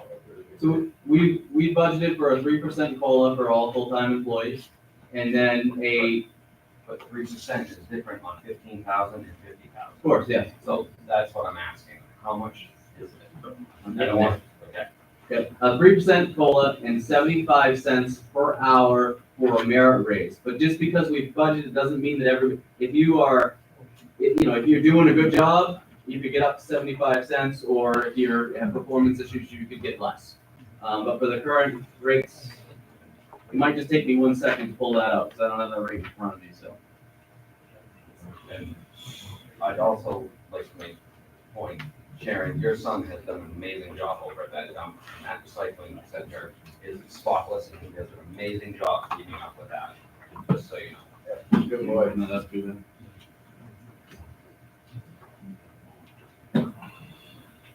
All right, so. All right, so I'll start at the top. The transfer station manager, the gentleman that runs it, is at with everything we just talked about. So what's in this budget is 63,800. One of the attendants is 57,300. I'm rounding, and the second attendant is at $43,065. That's the three positions. Bernie? Yeah, I just got a quick question. Number one, Sharon, I do 100% agree with you that the recycling building has never looked so good. It has. You've done an incredible job. So, but the question I have on the budget item, and I don't mean to kind of pick this over, but every single budget, line item for diesel in, any of the departments or gas has gone down this year. How come at the transfer station, we still have 2 loaders, we have a compactor, nothing new, but the diesel, even with prices going down, every contract is up 55.7%. Well, one of the things that with the diesel and some other things is that, you know, the usage and so forth going up. We've got 1,200 gallons, as it says right in there for 2 loaders and such. 267 was a good bid price that we got, but we are basing it on the previous year's usage in order to get to that number, gallons used. So based on what we're projecting for gallons used, that's what we're coming. Right, no, I understand that, but my question is, we have 2 loaders, we have a compactor, we had the same thing last year, right? So why is our diesel, if we have a better rate, going up by 55%? I would dare say that we under budgeted last year for the diesel. There was a couple of places, I mean, you'll see that throughout the budget in different places. I mean, frankly, we're not perfect, and there are places that I don't mean to portray that at all, but what I'm saying is in the highway department, the fire department, I don't think the police has anything diesel, but in every other department that does use diesel, there's actually a little bubble note underneath the warrant where it says fuel prices are down. Yeah. So that's all I'm saying. I just don't understand how this is up 55%. And the other thing is too, I mean, when we look at the total for the diesel there, they use 1,200 gallons. We're talking $3,200. I'm not diminishing $3,200 by any means. That is $1,000 increase, but some of the other parts, like highway department, I believe they have a $10,000 diesel budget, if I remember correctly, so. James? James from Oxford. On these budgets, I'd like to kind of know where the tipping fees, where the revenue that the transfer station and the recycling center and the contractor dump sites and tire dumps, what kind of revenues it generates that I'm not seeing listed here. So, and this is just kind of this is important to me because it doesn't, show me like, what are we getting out of the recycling center? Sure. Yeah, so what we do is the revenues from all departments, including transfer station, the rescue and all those things, they all go to offset the entire budget as a whole. So when we set the tax rate, all the revenues are totaled up and that's what's used. So it doesn't specifically aim just at the transfer station, it's at everything all at once. The finance director just passed me, so is this year to date? Year to date, the transfer station has taken in $137,000 in revenue. Does that answer? It answers my question. I kind of like to see where the revenue comes in. So when I'm looking at this, objectively, I'm like, okay, this thing costs us $580,000 a year, but we offset the cost with, what drew my attention was the tires. Are we getting paid to remove those tires, or is that like? No, so people have to pay fees to remove to drop off tires. But so not to sound like a nerd here, but it's kind of exciting having this many folks and getting some feedback like that, because I'm happy to put in the sheets for next year where you'll have the budget totals and then the projected revenue or year-to-date revenue. I can add that to these sheets for folks. I know that's more work. It'd be nice for me to see like the offset cost of, Absolutely. Tire dumping fees. Are we really taking out that much, or are we taking in $7,000 in tire dumping fees, so it nets out a winner for us? I'd like to see some winners out of this place with all these investments that we're putting in. Yeah, if there's interest in having that, Same idea with the recycling center. I'm sure I don't dump my trash at the dump, so it's a moot point for me. I'm sure it's in great shape. But I'd like to see, a net revenue of at least, if it's supposed to be making us some money on the return side, what does it contribute to the budget? What are the contributions it makes back to us? So is the investment in Sharon's son over there paid for by the efforts that are put in by his position? So is his position a net zero? I'd like to know that. I wouldn't argue a bit for increases in salary and wage and the improvements in the bathroom and the things of that nature, if I thought that it came at a minimal cost to us. Dan? Yeah, Pam, my question is kind of random, but I believe the townspeople determine the dollar figure that the selectmen can purchase items for the town. Is that how that works? Like, what's their dollar figure before they have to take it to the town to purchase things? Or is there no limit? I think what she's asking is there a dollar figure that you can spend without going to the town fund? Yeah, so the selectmen have a bid policy yet, or a purchasing policy, $5,000 is if it's over $5,000, we're supposed to go out to bid.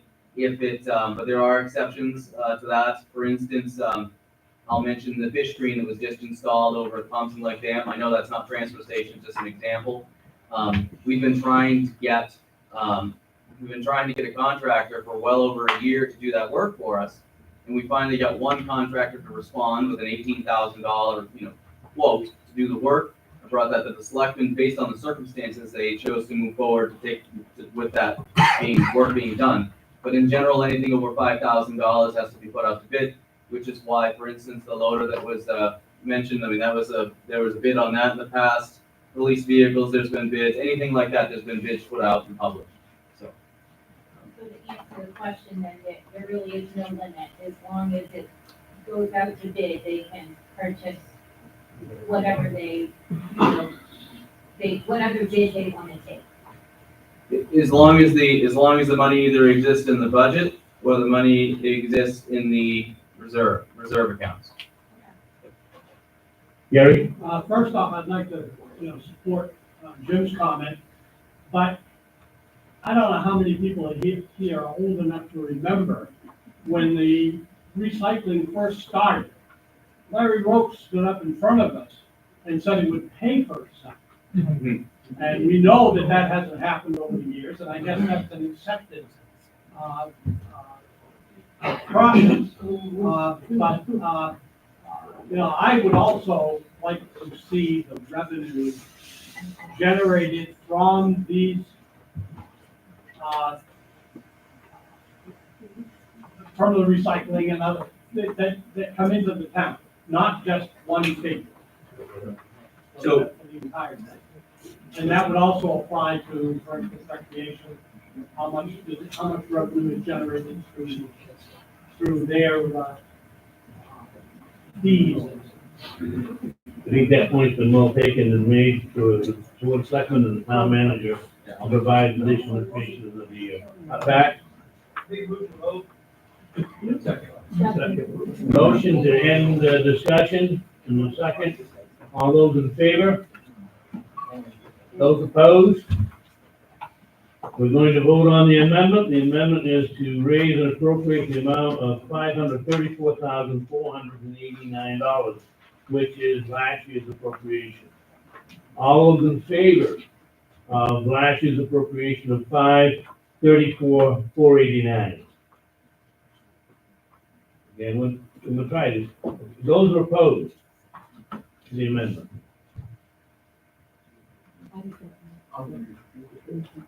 Okay, we're gonna go back, it looks like it's close enough, so those in favor of the amendment, please hold your cards up.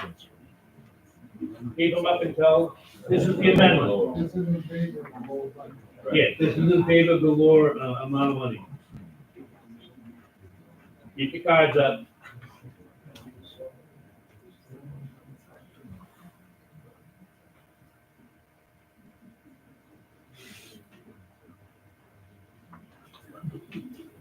Those opposed, hold your cards up, please.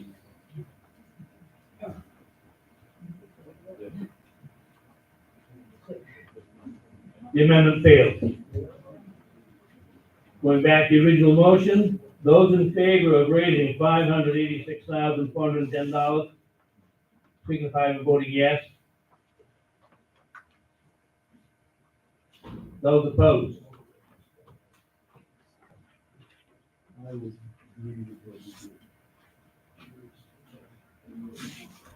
It's a vote. Article 12, to see if the town will vote to raise and appropriate the sum of $463,117 for the wastewater treatment account. FY 24-25 amount was $430,952. The selectmen and the budget committee recommend the, 463,117. Do I hear a motion? So, Do I hear a second? Second. Discussion.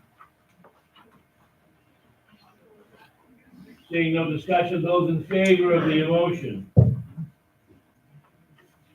Those opposed? It's a vote. Article 13, to see if the town will vote to raise and appropriate the sum of $191,291 for the municipal account. Last year's appropriation was $181,340. The Board of Selectmen and the Budget Committee recommend the approved amount. Do I hear a motion? Do I hear a second? Any discussion? Seeing none, those in favor of the motion is presented? Those opposed? It's a vote. Article 14.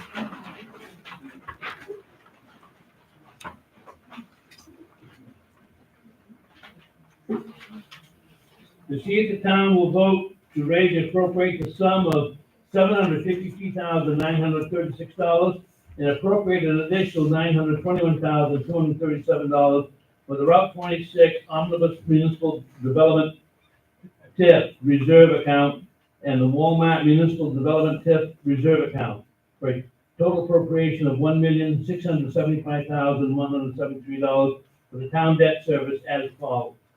Town office bond, 92,505, 5-year TD road bond, 407,305, the sewer bond, 22,950, the water line bond, 119,287, front end loader, highway, 76,118, fire department ambulance, 89,687, fire department mini pumper, 67,321, for a total of 167,173.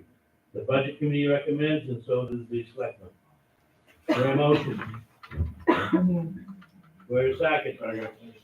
Motion is moved and seconded. Discussion. I believe, and this is to pay for all the money we borrowed. This is all the debt service, yes. Being no, yes, Gary. Gary Smith, under the sewer bond, where it says raise zero and appropriate $822,950. I don't understand those. Sure. So, excuse me, so the TIFs, the tax increment financing for the sewer, the TIF this year is projected to be able to pay that debt service. So we don't need to raise it here on the floor, we'll take the appropriation from the TIF revenues. And it just, this article tries to, it looks clear as mud apparently, but it's attempting to make that clear where the money's coming from the trade service. Any further questions? Discussion? Seeing none, those in favor? Those opposed? The vote. Article 15, to see if the town will vote to raise and appropriate the sum of $48,377 for the Freeland Homes Library. FY 24-25 amount was $48,028. The Board of Selectmen and the Budget Committee recommend the $48,377. Do I hear a motion? Do I hear a second? Second. Moving to second, do we need discussion? Seeing none, those in favor of the article? Those opposed? It's a vote. Article 16, to see if the town will vote to raise and appropriate the sum of $5,000 as donation to the following community agencies. The 24-25 appropriation of $5,000. Seniors Trust will get $2,000. Cancer Resource Center for Western Maine will get $1,000. The Arctic Historical Society will get $2,000. The Budget Committee and the Board of Selectmen recommend approval of the article. Where's motion? Where's second? Second. Any discussion? Yes, Gary. Are these the only three organizations that requested? No, there were several that requested. The Budget Committee and the Selectmen, again, I don't mean to speak for everybody, have generally capped the donations at $5,000. There's also, there's a policy on that they have to provide financials and so forth in order to be to qualify for this. So based on what was received by the selectmen and the budget committee, these are the recommendations they had. So we can assume these were the only ones that met that qualification? There were, I would say yes. Yes, Gary. Any further discussion? Those in favor of the article? Those opposed? The vote. Article 17, to see if the town will vote to raise and appropriate the sum of $5,000 for the cemetery cleaning and repair reserve account. FY 24-25 amount was $5,000. The board of selectmen and the budget committee recommend the $5,000. We have a motion. First, I have a motion and a second. Second. Any discussion? Yes, Sandy. Sandra Roger, I would just like to commend them on how well the cemetery looked this year for the first time. I'm proud to go into all three of the cemeteries. I have to agree with my observation. Connie? So does this mean that they're gonna come regularly to mow and weed whack or do whatever that is needed? so the couple of years prior to this, we tried an experiment and used contractor to do the mowing in there. This year, the highway department has done the mowing and the cleanup, and I agree that they've done an excellent job. So yes, they are gonna continue to do that. That's part of their summer duties. We do. Thank you. Okay, good. Because I just want to comment, last year, I brought my mower to do down the King Staples Reset corner. And I just felt so horrible for the other ones, you know, that they have somebody there to take care of their loved ones. So thank you for making sure that's done. So Jim's done a great job. Yes, sir. Oh, ma'am. Tricia Larry, I want to commend the town as well. The history of our people, for those who don't know, I mean, they're buried in our town, and the town does a great job of fixing the stones. Sharon does a great job of reaching out to people that know how to keep stones, so that they're no longer, those kind of things. And, so thank you, and that's all I want to say.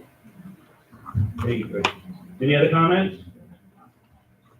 Those in favor of the article as presented? Those opposed? The vote. Article 18, to see if the town will vote to raise and appropriate the sum of $10,000 for the Thompson Lake Dam Reserve Account. The Board of Selectmen and the Budget Committee recommend the appropriation. Do we have a motion? So moved. Second? Any discussion? Yes, Gary? Gary Smith. Are we the only town that's contributing to the maintenance of that dam, or have some of the other towns, Warder and Thompson? Yes, we do receive $5,000 from some like Casco, Poland, and Otisville. Thank you. They all contribute. We have not received it this year, but everybody's having their town meetings right now and so forth. But we got them last year. Okay, so they're kind of equal amount? I mean, we're doing 10,000, but yeah, 5,000. Ready? Just a quick question, could any of you guys shed some light on the second bullet point down in the Article 18, says the next major project repairs the replacement of the retaining wall? Any idea, is this like a $50,000 project, $100 million? What are we looking at roughly? So I've loosely worked with Pine Tree Engineering, who's worked with us on other projects. The loose estimate I was given was about $90,000 to fix that. But he's working on right now for us, putting together a real cost estimate. There's some survey work that needs to be done first and so forth. So I'm thinking it's gonna be 90 to 100, frankly, by the time we get to put it up to bid. Thank you very much. Any other questions or comments? Seeing none, those in favor of the article as presented? Those opposed? The vote.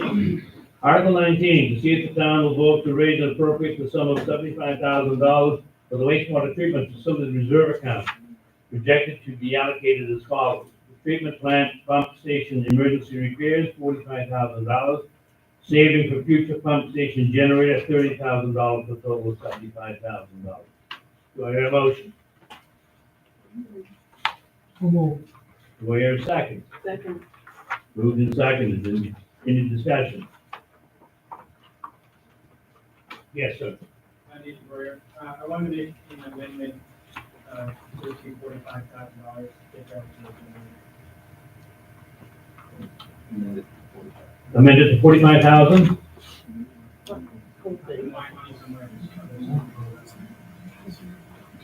taking out the 30,000? Or you just want 45,000 period? Sorry, it's the next article coming up for the first. So there's no amendment to this article? Is there another warrant?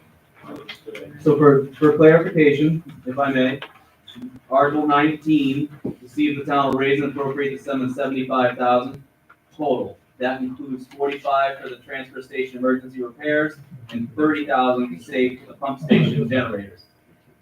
So that's, so it's all, they're mixed, they're put together. So if you amend it, as you said, sir, and you brought it down to 45,000, you would be affecting both of those things.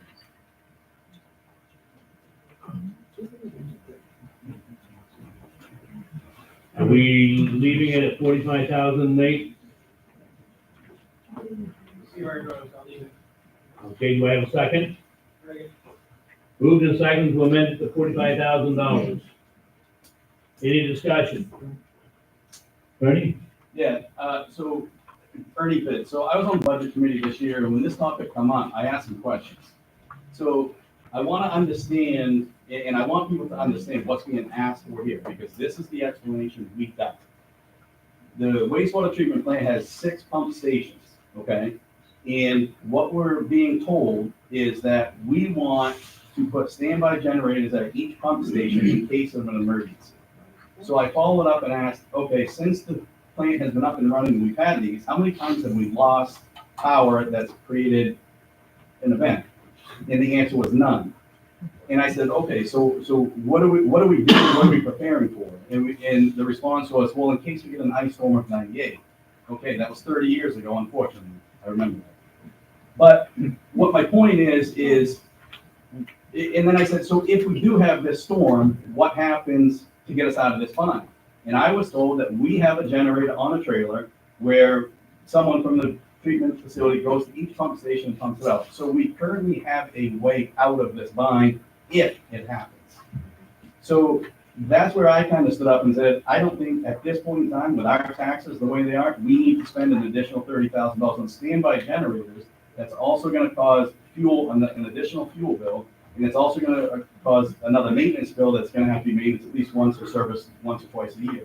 So that was my stance, and that's, if it's accurate or if it's not accurate, please someone speak up. That's what we were given, and that's why I'm voting for it.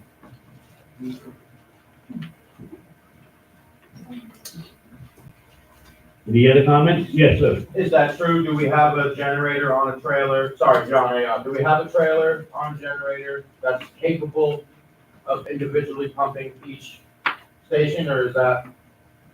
Yeah, that is a true statement. Yes, we have a mobile generator that can be moved from location to location. Okay. Morris, is there something wrong with that generator? No. How long is it taking time-wise to move it around? I mean, would that take a day? So I'd like, Zenya, he's the gentleman that runs our sewer department, maybe he can shed some light. Yeah, so we have one generator for 6 pump stations. Each pump station have different voltages, so it has different plugs. So we have 277, 480, 120. Every time plug needs to be changed. With the installing the generator at the Pigeon Hill pump station, which serves casino, we figure out that the holding time of the casino pump station is only 5 hours. Other case, they will have to shut down casino. Okay? Or I will have to shut them down because like stuff will be flowing down to 26.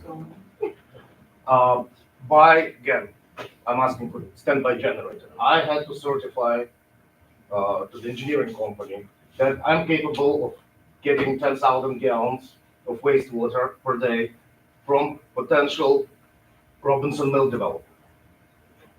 So I already have pretty reasonable amount of wastewater coming from the Kingston. Again, something happened, we can't bring the generator in, where it will go? Right into the river.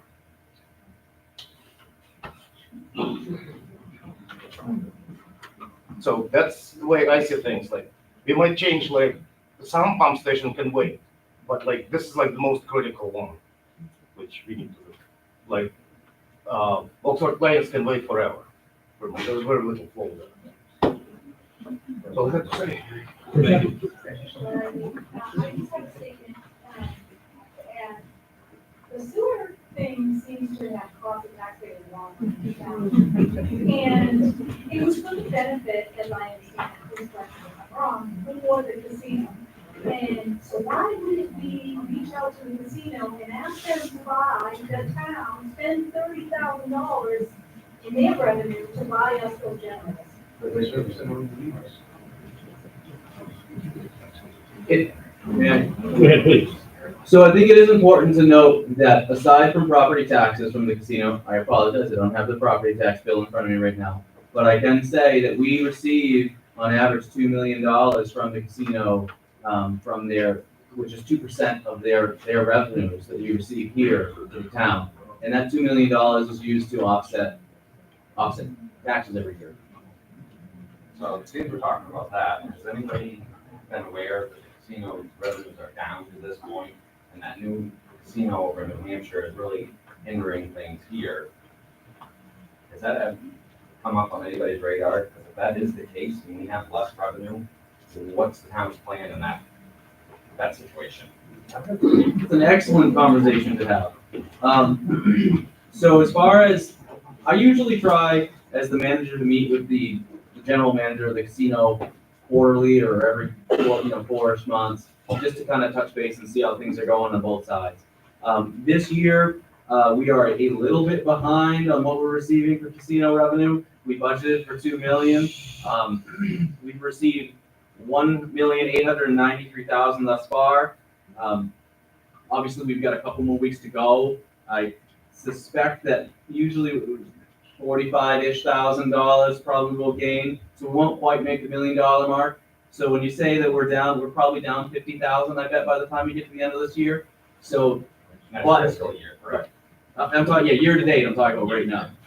So do I think that the revenues potentially might be coming down? I think you are correct. There might be some reduction there. Talking to the folks over there, we're not seeing right now that things are drastically changing, even with some of those changes in New Hampshire and so forth. But I would also like to say that the board and the manager have talked significantly about trying to reduce that reliance on that casino money, again, several times. But when we did the reval and other things happened, the board chose to stick with the $2 million to try and do their best to keep the mill rate down. So it's kind of a catch-22. We can try and be more responsible, and not use quite so much casino money, but then we can't, Right. Any other questions or comments concerning the amendment? Ollie? I'd like to have the town manager, if he has the figures, it's just not the property taxes or the percentage it comes from, the excise tax for all the machines. Do you have any idea what that brings in? I do not have the personal property tax, but it is a considerable amount, yes. Yeah.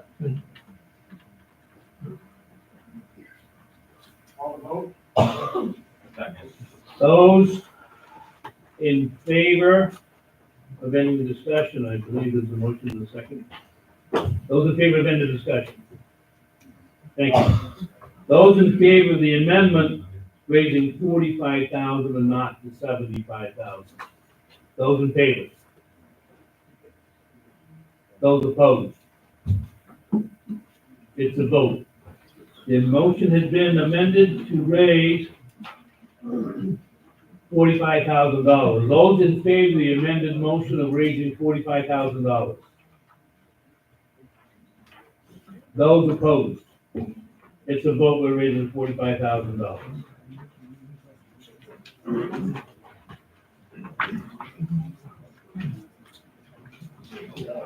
Article 20, to see if the town will vote to raise and appropriate the sum of $24,500 for the transfer station reserve account, projected to be allocated as follows. Demo loading wall, 24,500. Total of 24,500. The selectmen recommend 24,500. The budget committee recommended $0. Do I have a motion? You don't need to amend it, you can raise, $0 right from the beginning. Have a motion to raise $0. Second. Any discussion? Yes. Thank you, George. So can somebody explain the discrepancy, why? Just interested. As to why the budget committee, Said no. is there anybody from the budget committee that'd like to speak? Sure. So, are we all familiar, I'll just stand. Are we all familiar with the demo wall down the dump? No. Okay. An explanation would be good. Which is the wall? So, when you go down to the dump, you drive around, where you dump your demo, right? Your furniture, or, I don't know, whatever, your mattresses, I guess, whatever it may be, right? It's got the waste blocks going around it on, yes, ma'am, okay? There's one waste block that has a crack in it, okay? One. Now, is the wall unlevel a little bit? Yes, it is. There's a dirt pile behind the wall holding it in. And are some of the blocks moved? And do I agree that the town probably has to go down with the highway department and fix it once or twice a year like Ed is saying? Yes, absolutely. After the budget committee, when I again spoke against it, when I was on the dump, Ed pointed out to me from standing at the transfer station at the wall, there is very clearly one waste block crack. No problem. I have no idea. I haven't bought them lately, but last I knew they were like $80. Let's get a new waste block. Let's have the highway department go down there, move all the blocks, grade it all out, put them back in, and let's save $24,000. Pretty simple. But Ed, I understand you want something different, and I welcome you to chime in if that's what you want. We have the transfer station manager speak. Oh. Ed Knightley. My big thing is safety. People go down there every day, back in there, dump their stuff off. If one of these blocks fall on somebody, the town's gonna be looking at a lot more than $24,000. But the $24,000 a bid, I can maybe get it cheaper. But that was what this guy did from the cement company. And he was doing all the excavation work. I'm just saying that it's safety is what I'm looking at. And as you can see, if anybody comes to that transfer station, how much that's improved. I'm trying to do safe things for the town. That's all I'm doing. And I mean, $24,000 is better than a $500,000 lawsuit. Thank you. Any other discussion? Seeing none, those in favor of the article of raising $0. Those opposed? It's a vote to raise $0. Article 21, to see if the town will vote to raise and appropriate the sum of $150,000 for the highway vehicle reserve account, project to be allocated as follows. 1.5 ton pickup with plow, wing, and sander for $150,000. The selectmen and the budget committee recommend the approval of the amount. Do I have a motion? Do I have a second? Second. Moved and seconded. Any discussion? Yes. John, again. So I think I'm under the impression that our current,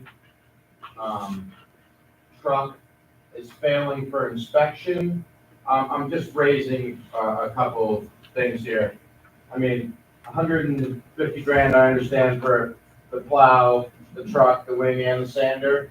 Is there an option to get a truck that's compatible with our current plow, sander, wing, or are all of the above trash and we just need, or how much money do we need to get a sticker on our current truck to use our current wing, sander, and plow? Jim, are you willing to add a little light on the condition of that current truck? Is it? So I think as Jim comes up, as we looked at this, the current truck is a 1-ton truck. And we're trying to move to a 1.5-ton truck. That's part of this equation. But with that being said, the current truck, well, because it's not heavy enough to do the job, has been pretty worn out at this point. It is. The floorboards are gone, body's junk. Frames get really weak. Front end's got a lot of issues. It's, I think, 9 years old now. So what I'm doing is moving up one size truck, so I can put a wing and a 10-foot municipal plow on this.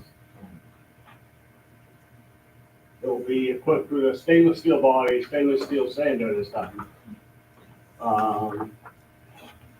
It will do everything in the village. And if by chance we have a breakdown, we can use this out on a route to keep the road open. Whereas the one that we currently have, it's difficult to pull that off from the village route. Basically because you can't really send it out on a big route because the sander isn't big enough. The plow's only 8.5 feet. The one that we currently have is just tired, 9 years old, the body's all rusty. Some of you have seen it, some of you haven't. I sent pictures to the select board, they know what it is. It's up to you people. Really need this truck, but Yeah, I think one of the big things is the increased capability, has a lot of wing as well. absolutely. Ready? Just a quick question, what's the plan with the old truck? Is it just gonna be up to the highest bidder, to the town, or, up to the public, or what's the plan with the old truck? So generally what ends up happening with surplus, or, surplus equipment, I will go to the board of selectmen and, have a discussion on, if I have any recommendations on where it might be able to be used. But do we want to put this out for sale? Do we want to try and recycle it somewhere else? But if it's beyond the point of no return, then obviously we would try and sell it. We've used a website called Municipid and had pretty good luck recently in the last handful of years with that. Getting good money for stuff. So what is the plan? We haven't had that discussion yet because we don't know if we're getting the truck. So Okay, I guess here's the reason I'm asking is I don't want that to get handed down into another department, then all of a sudden next year we're back here, oh, well, that's tired now, we need a nice too. Right? Because I can see where that's going. That's what you're saying, yeah. Tricia?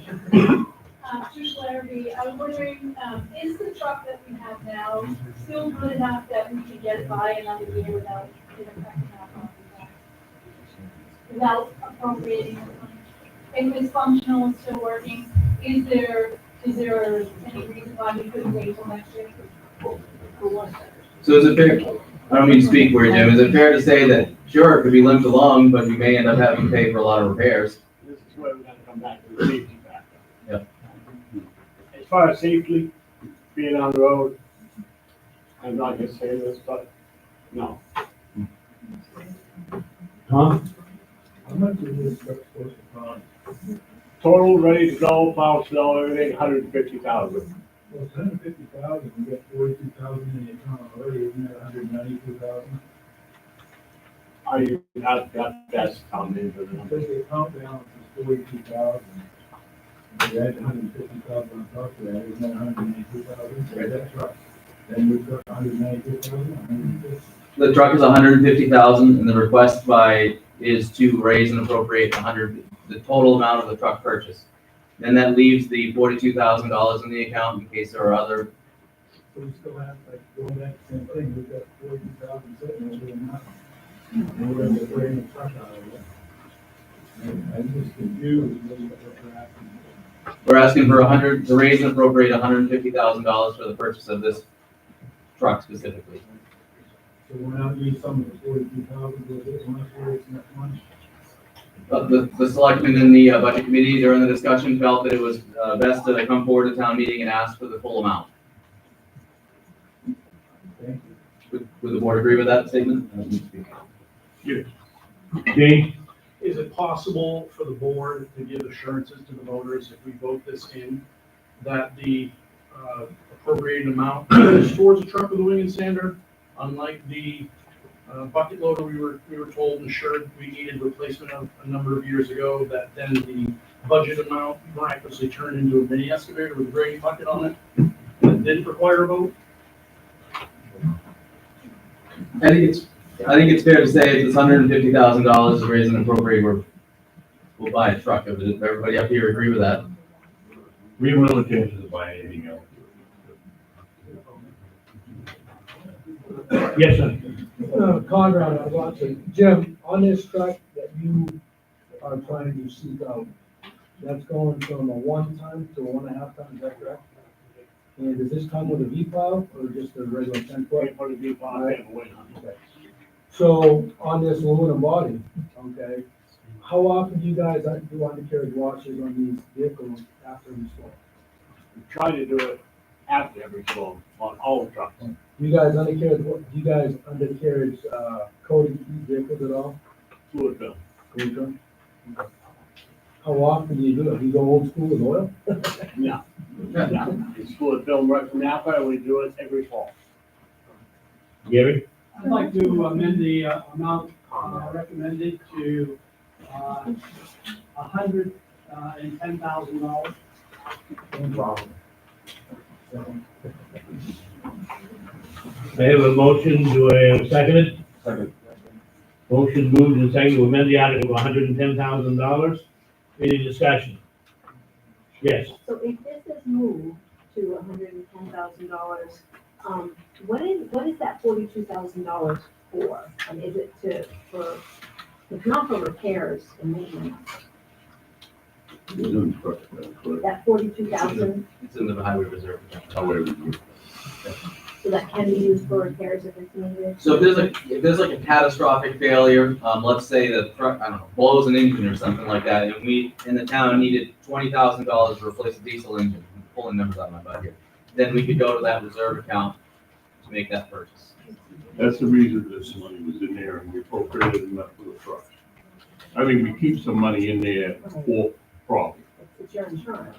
Yeah, and we do have problems sometimes, so. Well, just for instance, before we get a test this, about a year ago, we had a DEF system. You use the mic, just people in the back can't. Oh, sorry. About a year ago, we had a DEF system that failed on one of our big dump trucks. Before we was done and got it back on the road, it's $32,000. So something like that unexpected, if you don't have the money put away, you can't fix it, what are you gonna do with the truck?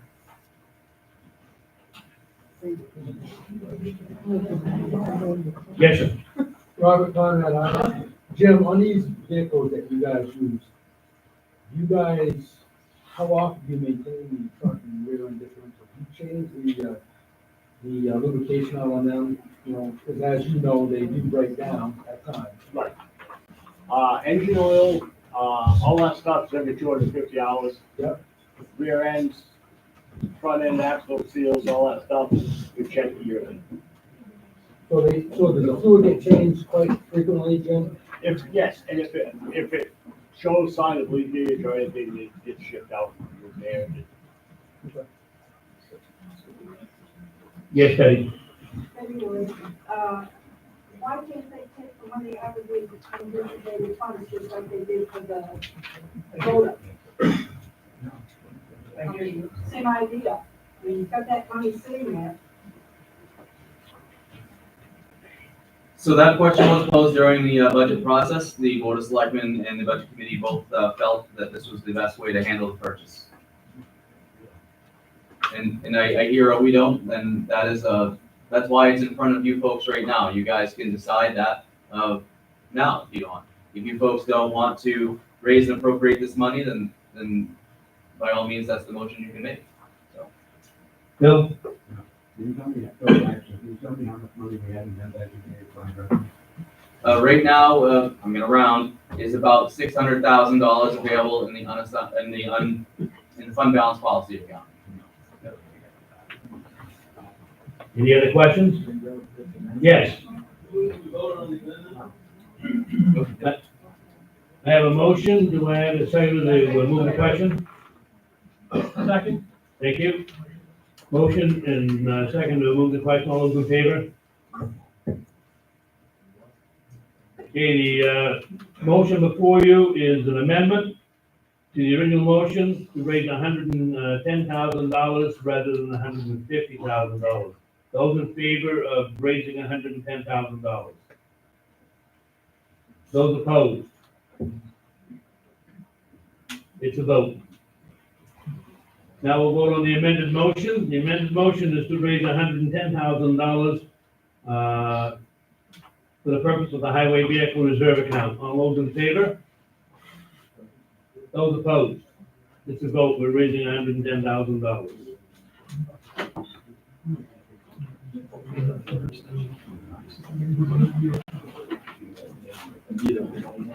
Article 22, to see if the town will vote to raise an appropriate sum of $50,000 for the fire rescue vehicle reserve account, projected to be allocated as follows.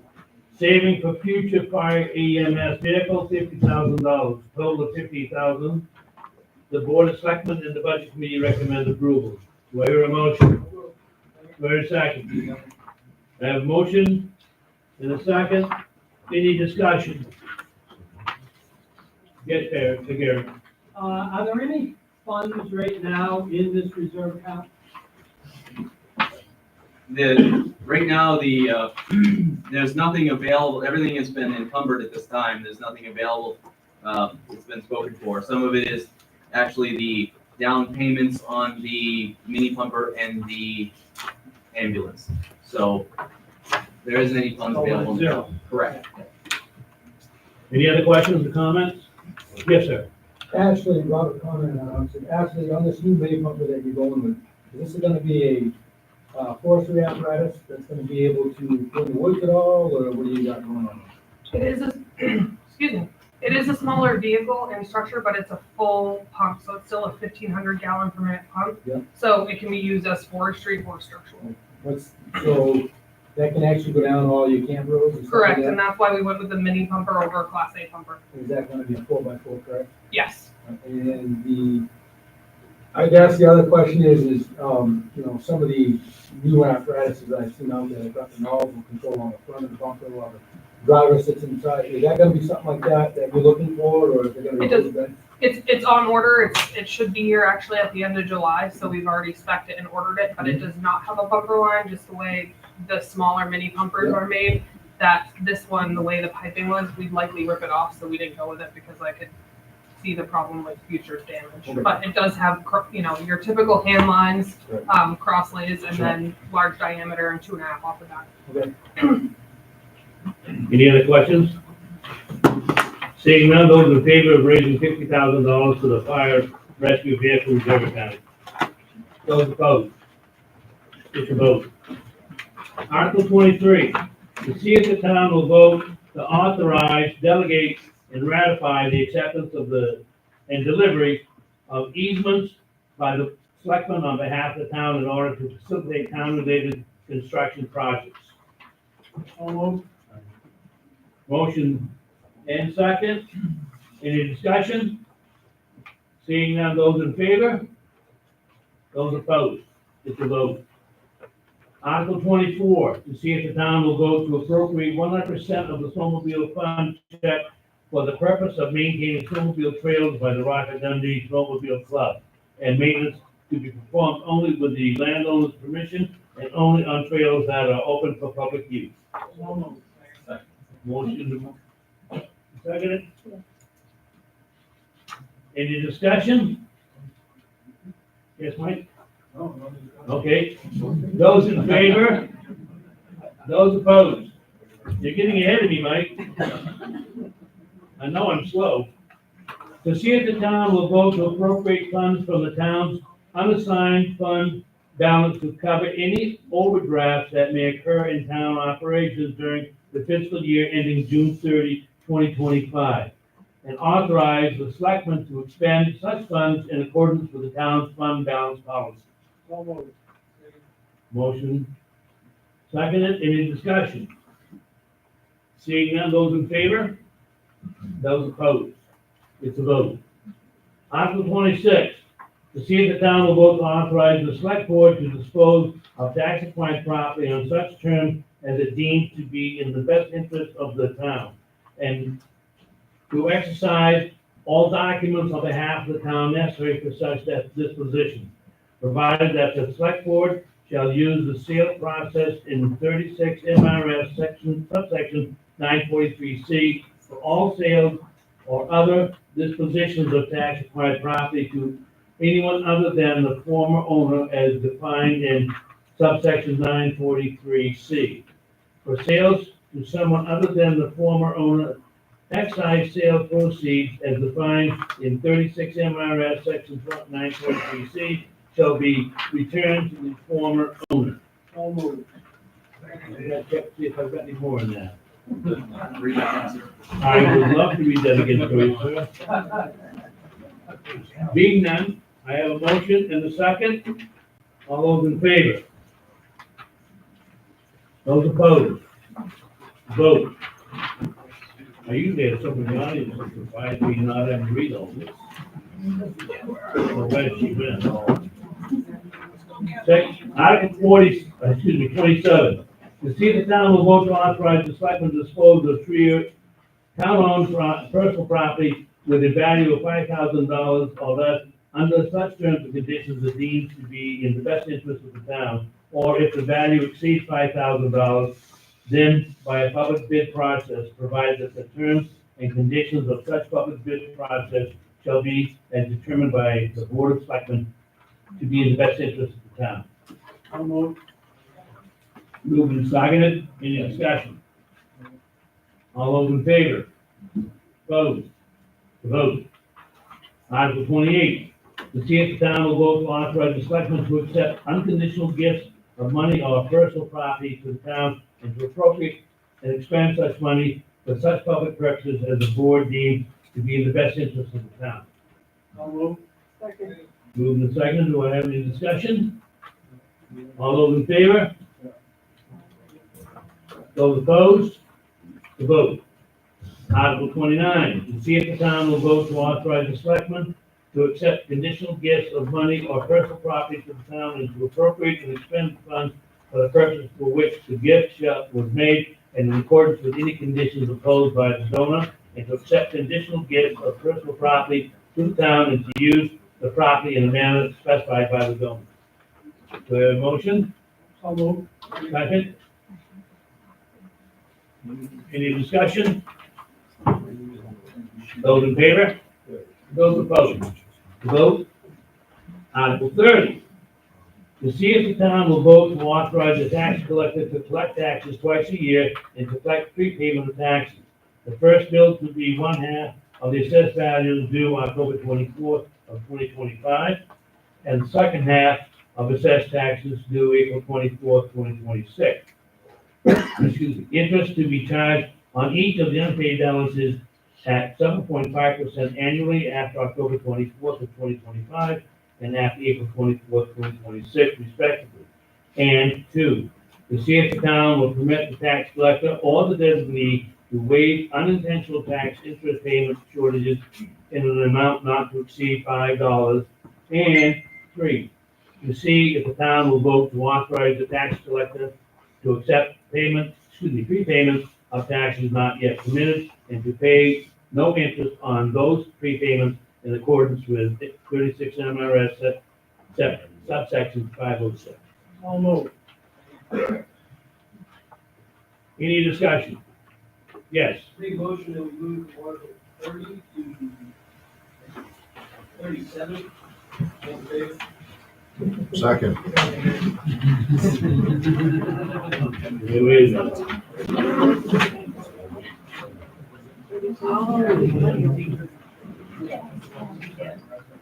Are you asking that we accept Articles 31, 32, 33, 34, 35? Right? And 36 as presented in the warrant?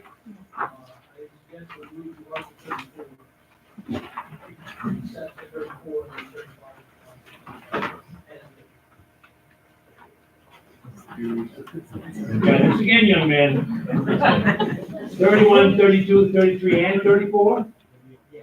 And no more? Second. 31, 32, 33, and 34. Would you include 30 in that one, please, sir? Thank you. 30, 31, 32, 33, and 34. It's been moved and seconded to accept as presented. Any discussion? Those in favor of accepting those as presented, those opposed? Article 35.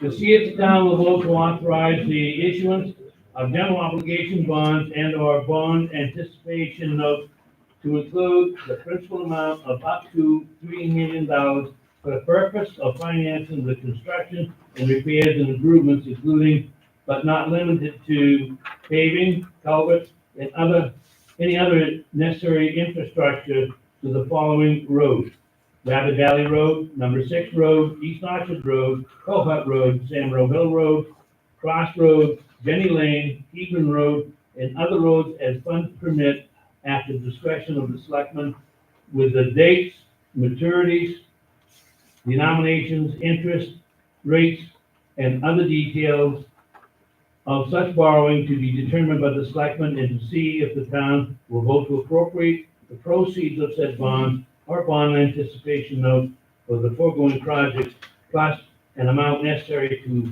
refund the interest payments on any bond anticipation notes issued for said purpose, and any cost of issuance of the bond and/or bond anticipation note, anticipation note. Bonds now outstanding are $13,958,520.26. Estimated interest to be paid on outstanding bonds, $3,985,834.24. Total principal and interest to be repaid on bonds outstanding, $17,994,354.50. Additional principal, zero. Total principal amount of new bonds to be issued, $3 million. Estimated or potential interest on such additional principal of bonds, $729,431.13. Total additional principal interest repaid if approved by the voters, $3,729,431.13.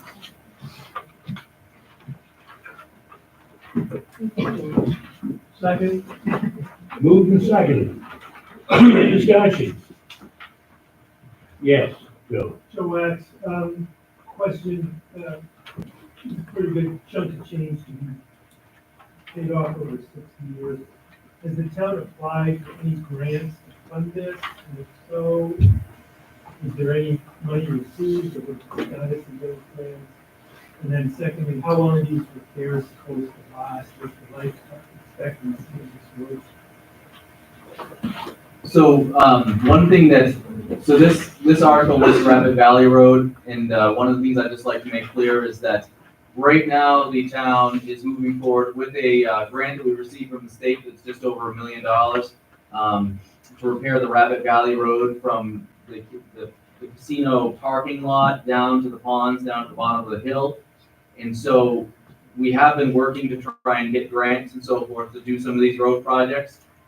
Even if this bond passes, we are going to continue to look for grants and so forth that come available. But right now, there's nothing else in the pipeline other than that $1 million grant I just spoke of.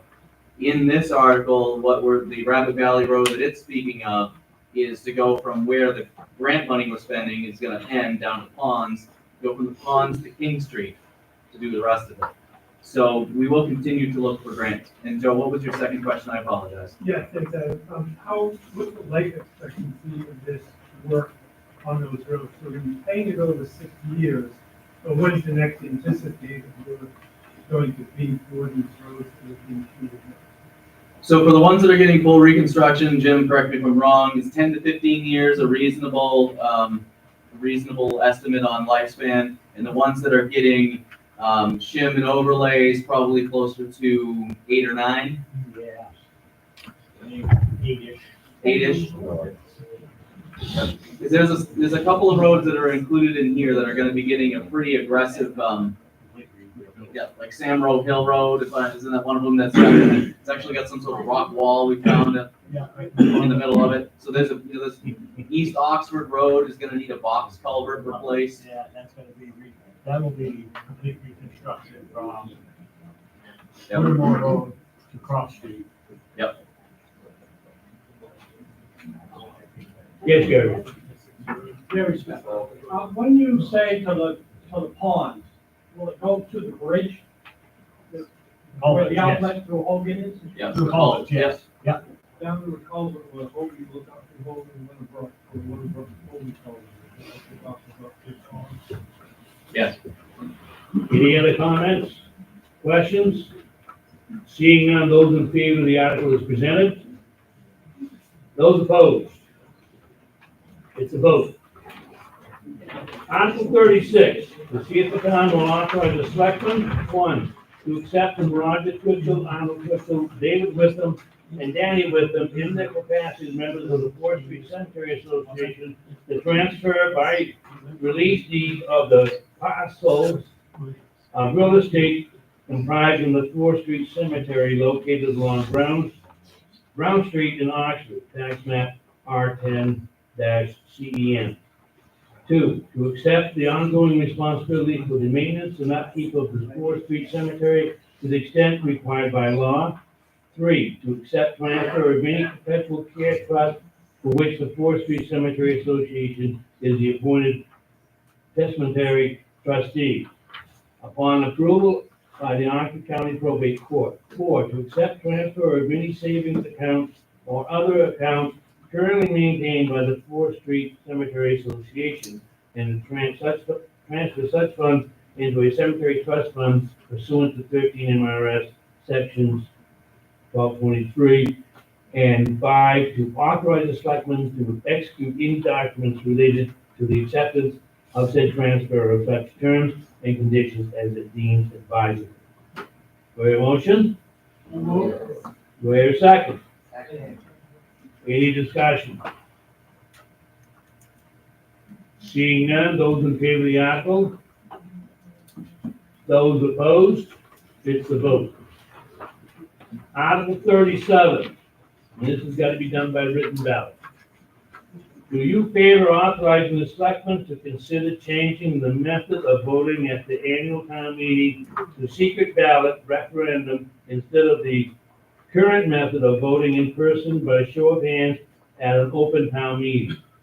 The results of this article are non-binding and for informational purposes to inform the Board of Selectmen of the wishes of the town. Gary. I assume one of the purposes of the selectmen offering up this suggestion is to increase the number of people who may vote on articles. Participation, Gary. But I also value the participation that is taking place here this morning. I think we need to hear people's opinions. And I don't know what your plan is for allowing that to happen if this goes to a referendum. Are we going to have a public meeting of all these articles? And if we are, why the hell don't we vote on them then? So, I appreciate your enthusiasm, sir. So if the selectmen chose to have, if they move forward with the referendum town meeting, for instance, yes, they would have to have a public hearing on the warrant articles to allow for discussion and so forth, for people to be informed. I think, and again, it's pretty split on this. Certainly the pros are, I mean, this is very traditional, what we're doing now. Everybody's able to have an open discussion. I mean, it's very open, which is wonderful. This is the biggest town, this will be my 5th town meeting here. This is the biggest one I've seen thus far, which is great. I did try and include some numbers in there. I mean, we've had, Oxford's had some town meetings where there was 48 people that decided on the entire budget. I'm not saying those 48 people aren't valued, but that's what the selectmen, talked about some, is looking at trying to get that more participation and trying to take that temperature. So. Gary? Do we want to increase the numbers in votes, even if they're uneducated as to what they're voting on? To me, it doesn't make sense. I mean, hey, I'd love to have a Saturday morning off, but at least coming here, I know that I can hear other people's opinions and then vote accordingly. If it's a referendum, we may or may not get that choice. You're still only going to get 25, 30, 35 to come to your public meeting, if you're lucky. And if you get 35 at your public meeting and you get 200 that show up to vote for it, what's the sense? Because the other 165 people are voting blind. They don't know. Yes, Paul? Why we could have a private ballot? It says written ballot. Why? I can put it there. If I remember correctly, so, wait a minute. If I remember correctly, you 5 individuals signed the warrant. Adam stuck that in. Very sneaky. Oh, you probably wasn't here.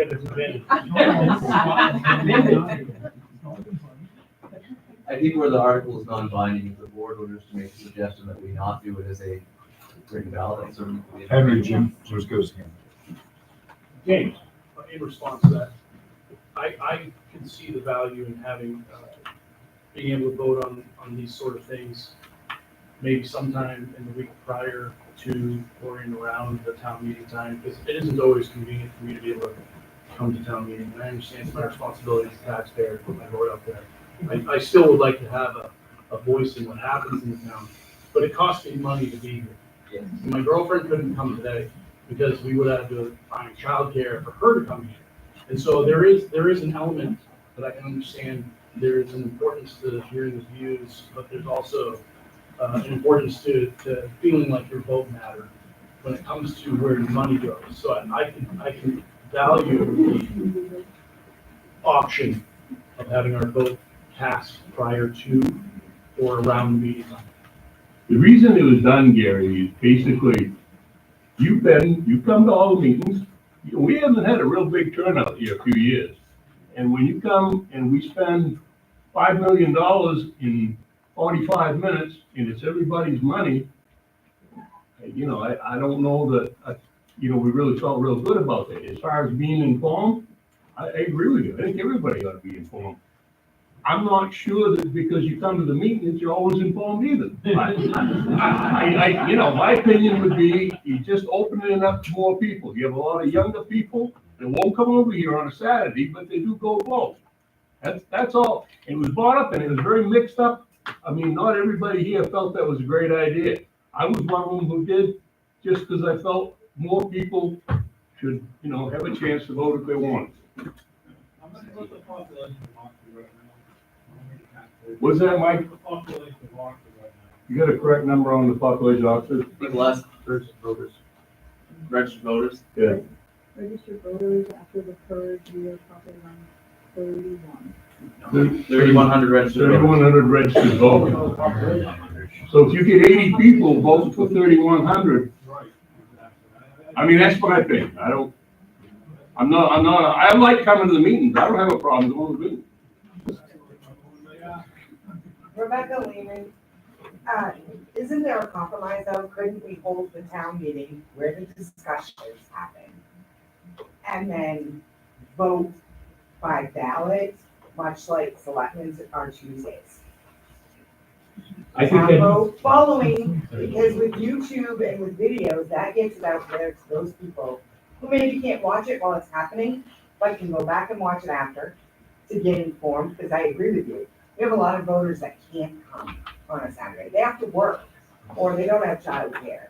So to get more people involved, and especially the younger generation, who's on their phones 24/7, as we all know, they can YouTube it.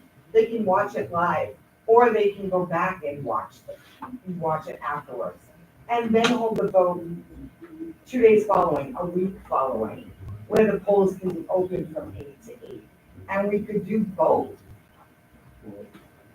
From my perspective, and I think what Floyd and Adam were both trying to get at is the fact that we could hold the election as we do with the school budget. We have the hearing where people go and they have an opportunity to express their opinions there as well as vote. And then you have the actual vote, which is on the second Tuesday in June. I think that's what Floyd and Adam were trying to get at. Eddie?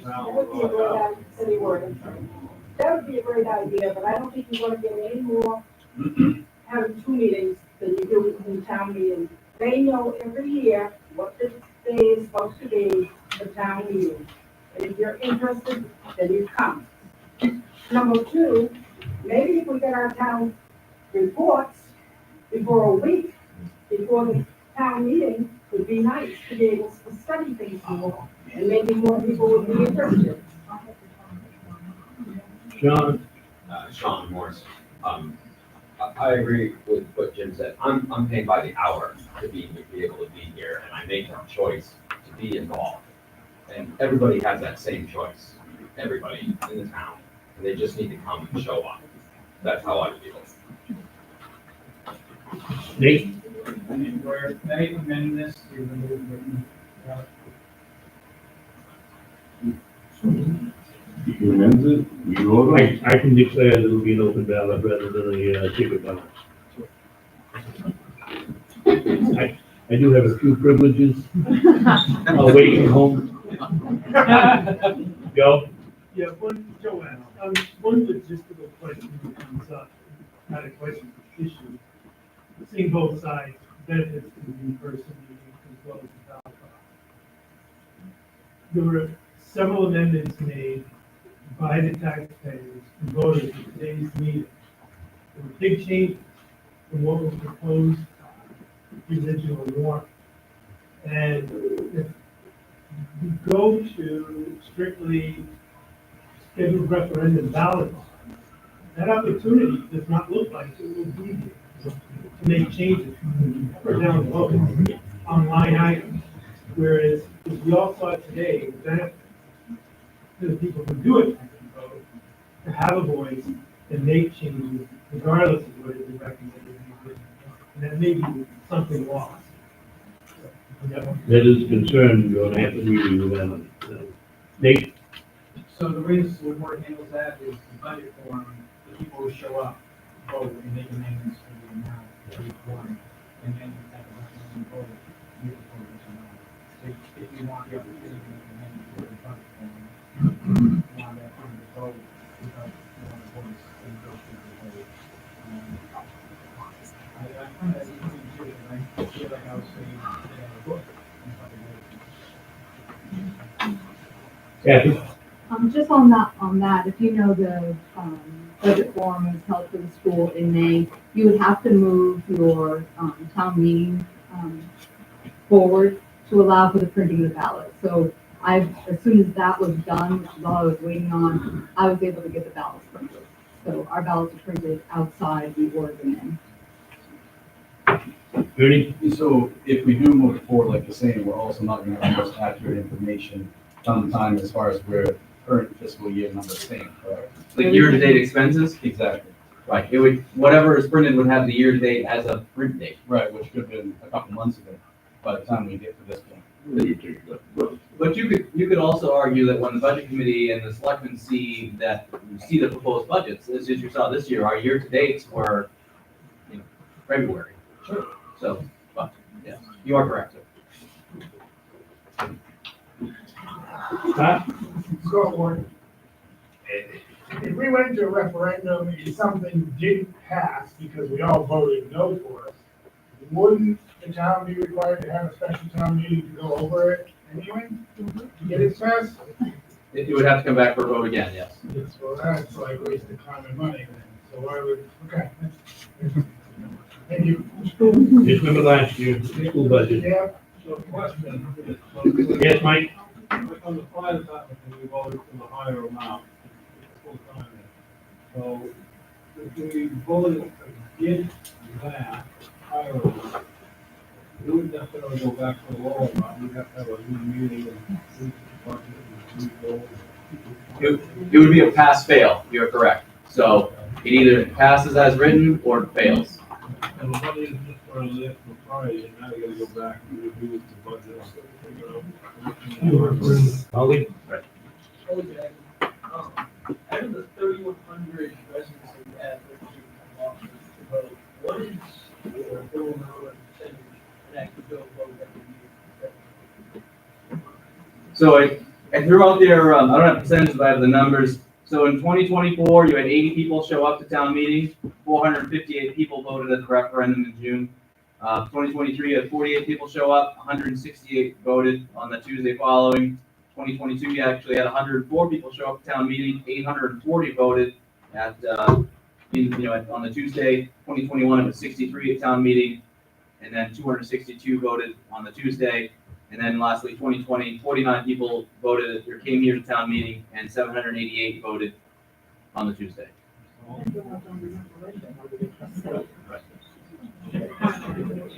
Whether it's a primary year, you see the fluctuation. Sharon? So, based on the numbers that Adam just gave you, you also have to take into consideration, is this a primary year and what we have on the ballots for state? Because when we have state ballots, we're going to generate a lot more voters in June than we are, like right now, there's no state ballots, so it's not gonna bring out as many. So there's a lot of different factors to look at in how many voters you actually do bring out in June. And I will add to this, I was one of the board members who do not support the referendum ballot. Yes, it may bring in more voters, but you're gonna eliminate this dialogue here. This board doesn't know what your opinion is until we heard everything going on today. That's an important feature and factor that Board of Selectmen need to have. This is the only time, other than people calling us if they have a specific problem or coming to a meeting with a specific complaint, we don't know what you want. You've told us here what we want, so we hear this. This will go away. I don't support that. Our form of government is the simplest form of government that there is. I, for one, support it 100%. Thank you. Honey? I just want to make a comment about attendance, which is what we're looking for. We're looking for more participation in attendance. To be honest with you, I didn't think about this meeting until, oh my goodness, being a ballot clerk, knowing we have to have the town meeting prior to it. I didn't even look it up until a week and a half ago to put it on my calendar. Then trying to find the information of when is it, oh Lord, did I miss it? I had a really difficult time finding it, like going online, Facebook, media, that kind of thing. Not advertising. And I know we have to post a notice in certain areas, required 3 locations, 6 locations, right? I don't go to many of those locations, so I don't see. With the school budget, whenever they have a referendum vote, they have like email blasts, they have robocalls. I know, but it is one way to get the information out there. Is there any way to consider that possibly, so that maybe we're advertising a little bit more, In the past, we even sent out cards to each other. right, I know, there's no easy answer, but can we try something? We call for a vote. Right, just like Christmas comes every year, you're right, but it's like putting a refrigerator magnet, kind of, you kind of become desensitized to it. Well, as a senior citizen, I know that the first Saturday of every June is when we vote on the town budget.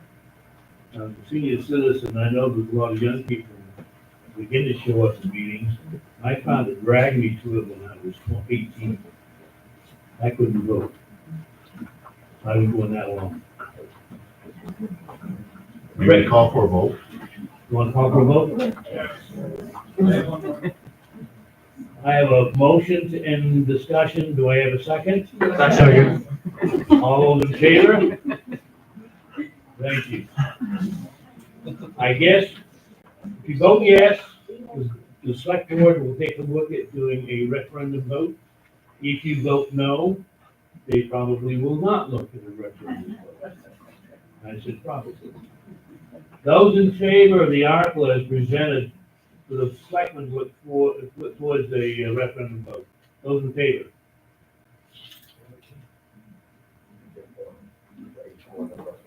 Those opposed?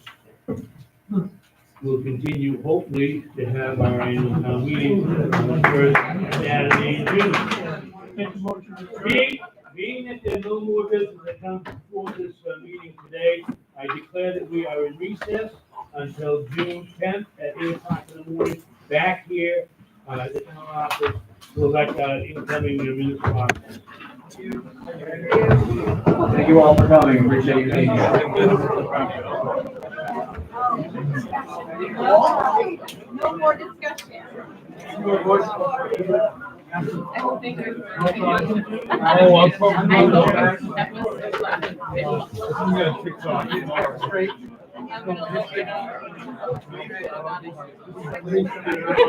You're still on too.